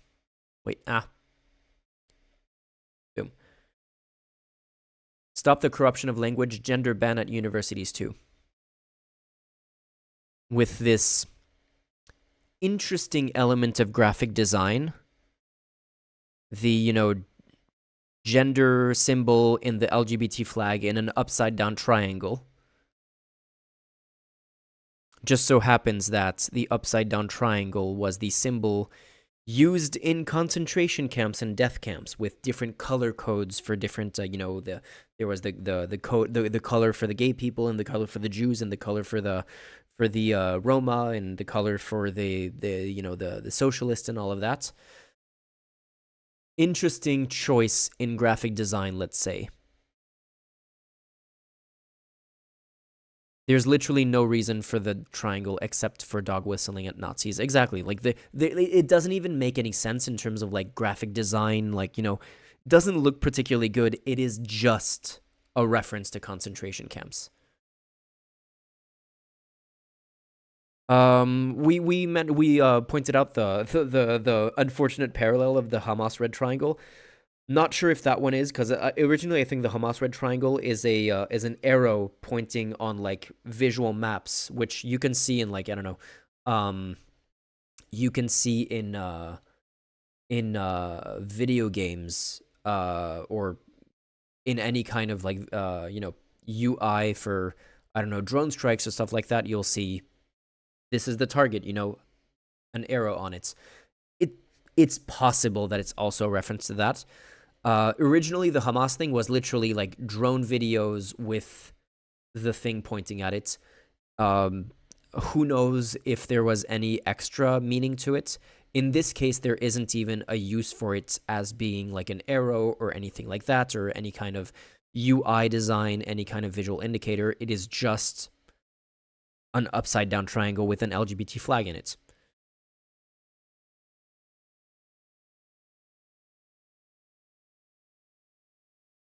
And there's, of course, like the reusing Nazi slogans, like the everything for Germany. What was that? We looked at that the other day already. But it's always good to remind ourselves of have another screen cap of that so I don't have to scroll through Twitter for too long. Media.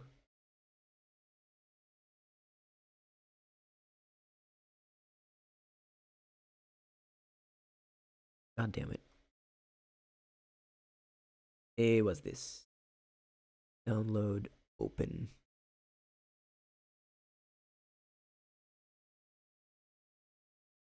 Yeah, so Björn Höcke, the leader of the AfD in Thuringia, who's like one of the most popular figures in the AfD, saying, once again, Germany is at the forefront of persecuting political opponents, suppressing free speech. On April 18th, I will stand trial in Halle. I am charged with the crime of using an alleged quote in which I expressed my patriotism incorrectly. I invite you to come to Halle. He basically tells people to come to Halle to support him in his trial. Elon Musk goes, what did you say? And this Musk supporter says, he said everything for Germany in a speech. And Elon goes, why is that illegal? And Höcke goes, because every patriot in Germany is defamed as a Nazi, as Germany has legal texts in its criminal code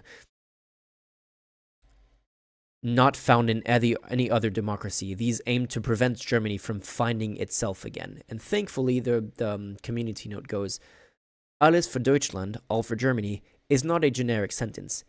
It is the paramilitary wing of the Nazi Party's slogan, as well as their official blood oath. It is explicitly forbidden by German law, next to mentioned in German law next to Heil Hitler, and Sieg Heil. And for context, Björn Höcke used to be a history teacher, so he pretends to not know about the. He pretends that it was just an accident and that he didn't mean to use a Nazi slogan. He used a Nazi slogan.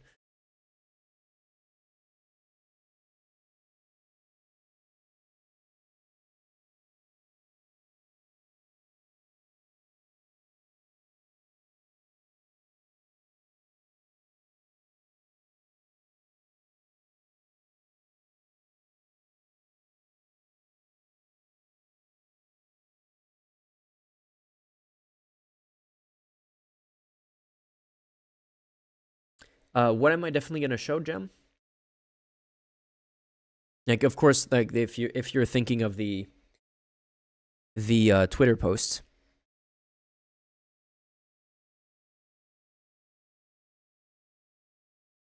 I need to find it though.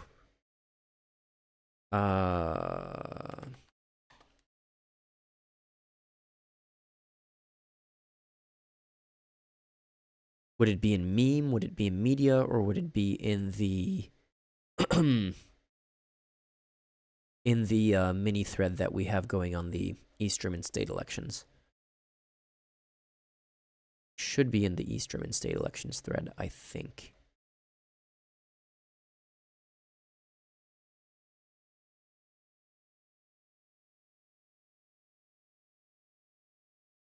Yeah, this thing. I'm looking for the one that you screen capped with the hidden replies, but of course, this image posted by an AfD politician after the AfD's victory in Thuringia. Posted in the general live stream. Okay, give me a sec. Boom. Moving this over so I can find it. I mean, it's like the hidden replies are not going to be a surprise by anyone.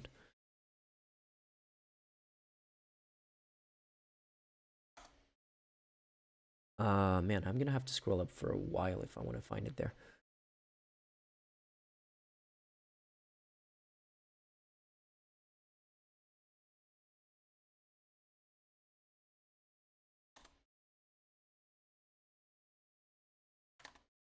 Too much of a boomer.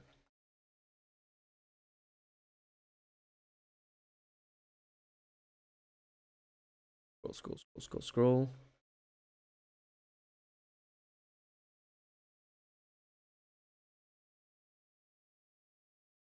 I think I'm almost there.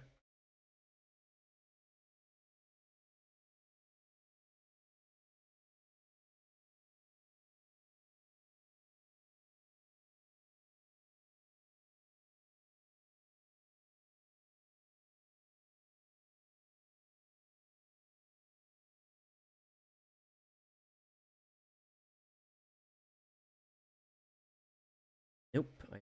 I scrolled too far past. Are you sure it was in the general chat?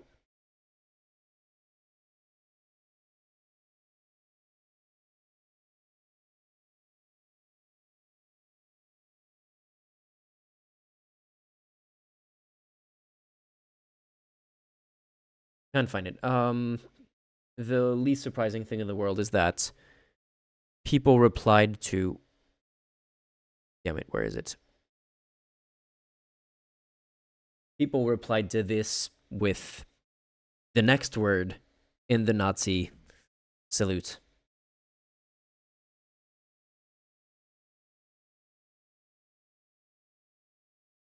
Hitler was more subtle than this guy. This guy, yes, exactly.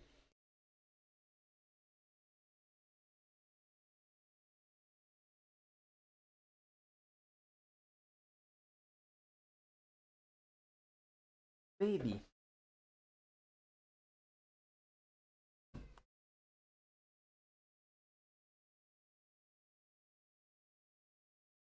We're being loud. Meow. Meow, meow.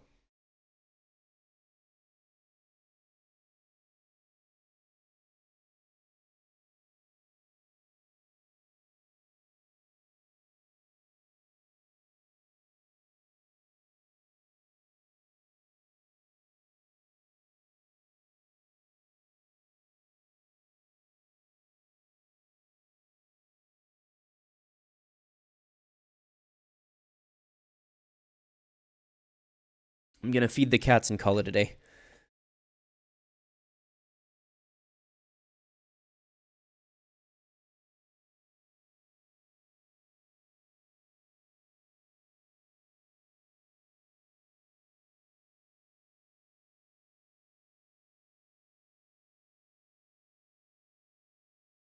Yeah, how the fuck was there was this demonstration a few weeks ago as well.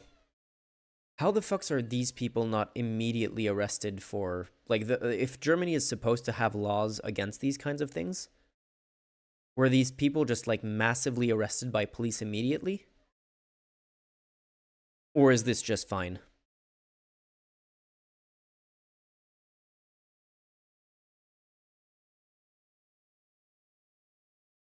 Of course, there's the point is, why do you have so few police at far right demonstration compared to like pro-Palestine demonstrations? Why is the police presence here so much smaller than the police presence at your average pro-Palestine demonstration?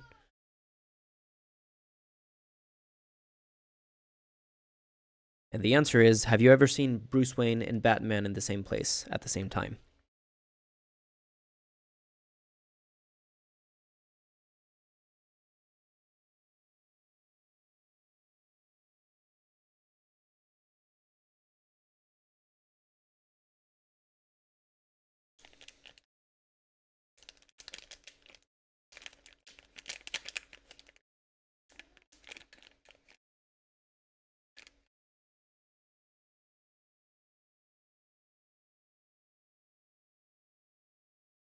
Wow, we had a bunch more viewers while I feeded the cats all of a sudden. Oops. Can you hear that? Wait, let me do something. Let me remove the filters. Gate. Boom.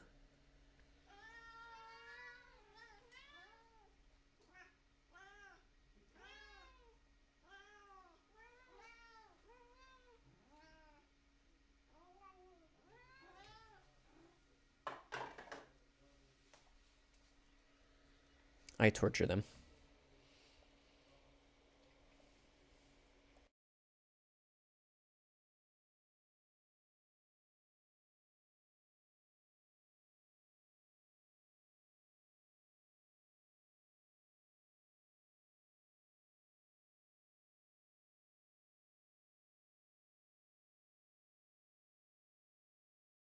They're not quiet cats. No, they're not. And they're definitely not quiet cats at like 3 a.m.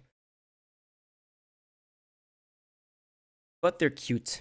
And that's their evolutionary advantage is cats have evolved to be cute so that we want to take care of them even when they're annoying. And historically, they get rid of rats. You know, I don't know how true this is, or if this is just one of those kind of urban legend slash rationalizations, but the whole witches have cats and a woman with a cat as a witch came from the plague, where we now know that the plague was spread by rats or by fleas that were in rats. And so people with cats, the cats got rid of the rats, so they tended to not get the plague. And then they were accused of being witches for because they weren't getting sick, and they were blamed for other people getting sick by like, yo, you did magic and you cursed us with the plague or something like that. And that's where the stereotype of the witch with the cat came from, apparently.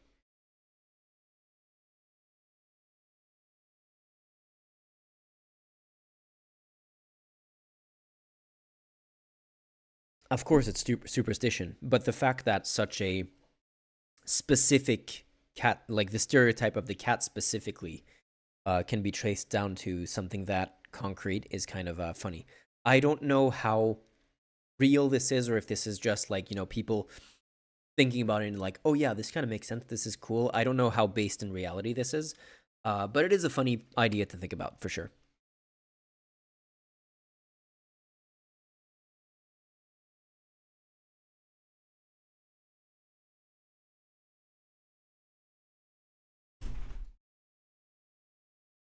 Okay,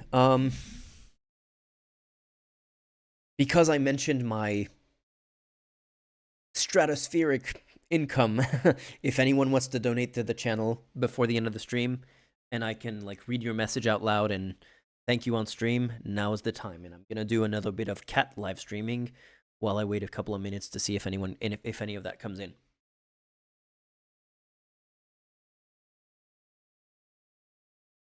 But otherwise, just you being here and you supporting the channel is already very nice of you, and I appreciate everyone, even the people that I disagree with in chat.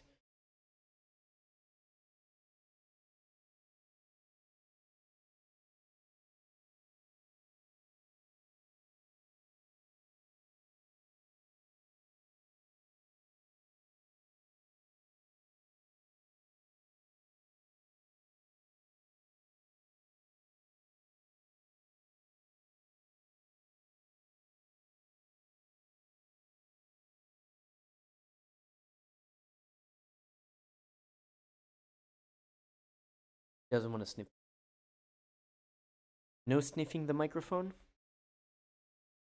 Your sister did it, and it was very cute.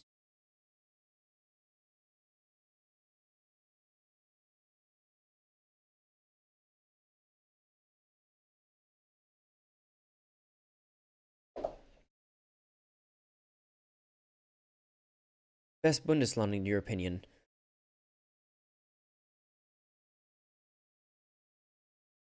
I haven't been to I mean, to be honest, I mostly know East Germany. I've never been to Munich. I would like to go to the German Alps. I would like to go to the what's called the Black Forest.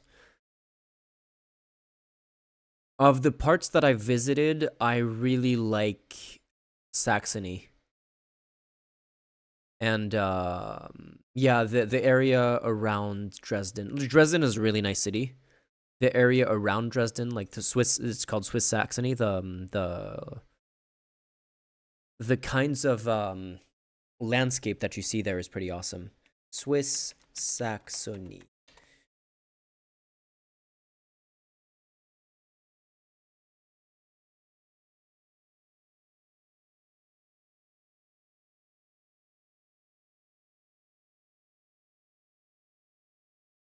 Yeah, this is pretty awesome. And hiking around here is really, really nice. I haven't been to Hesse.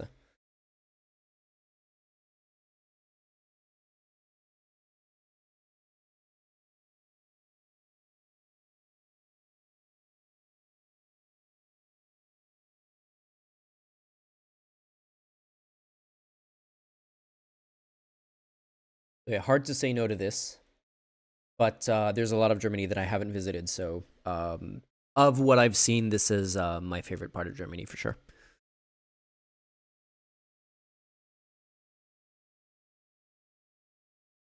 Yep.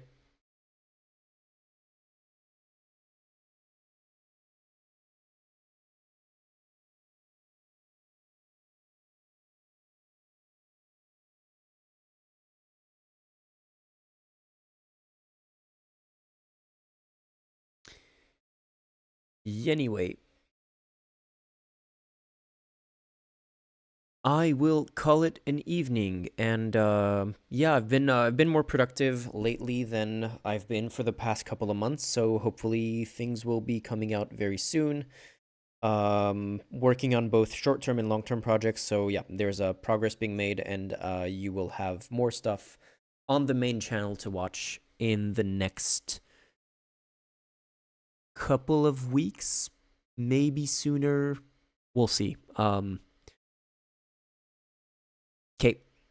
Have a good one. See you soon.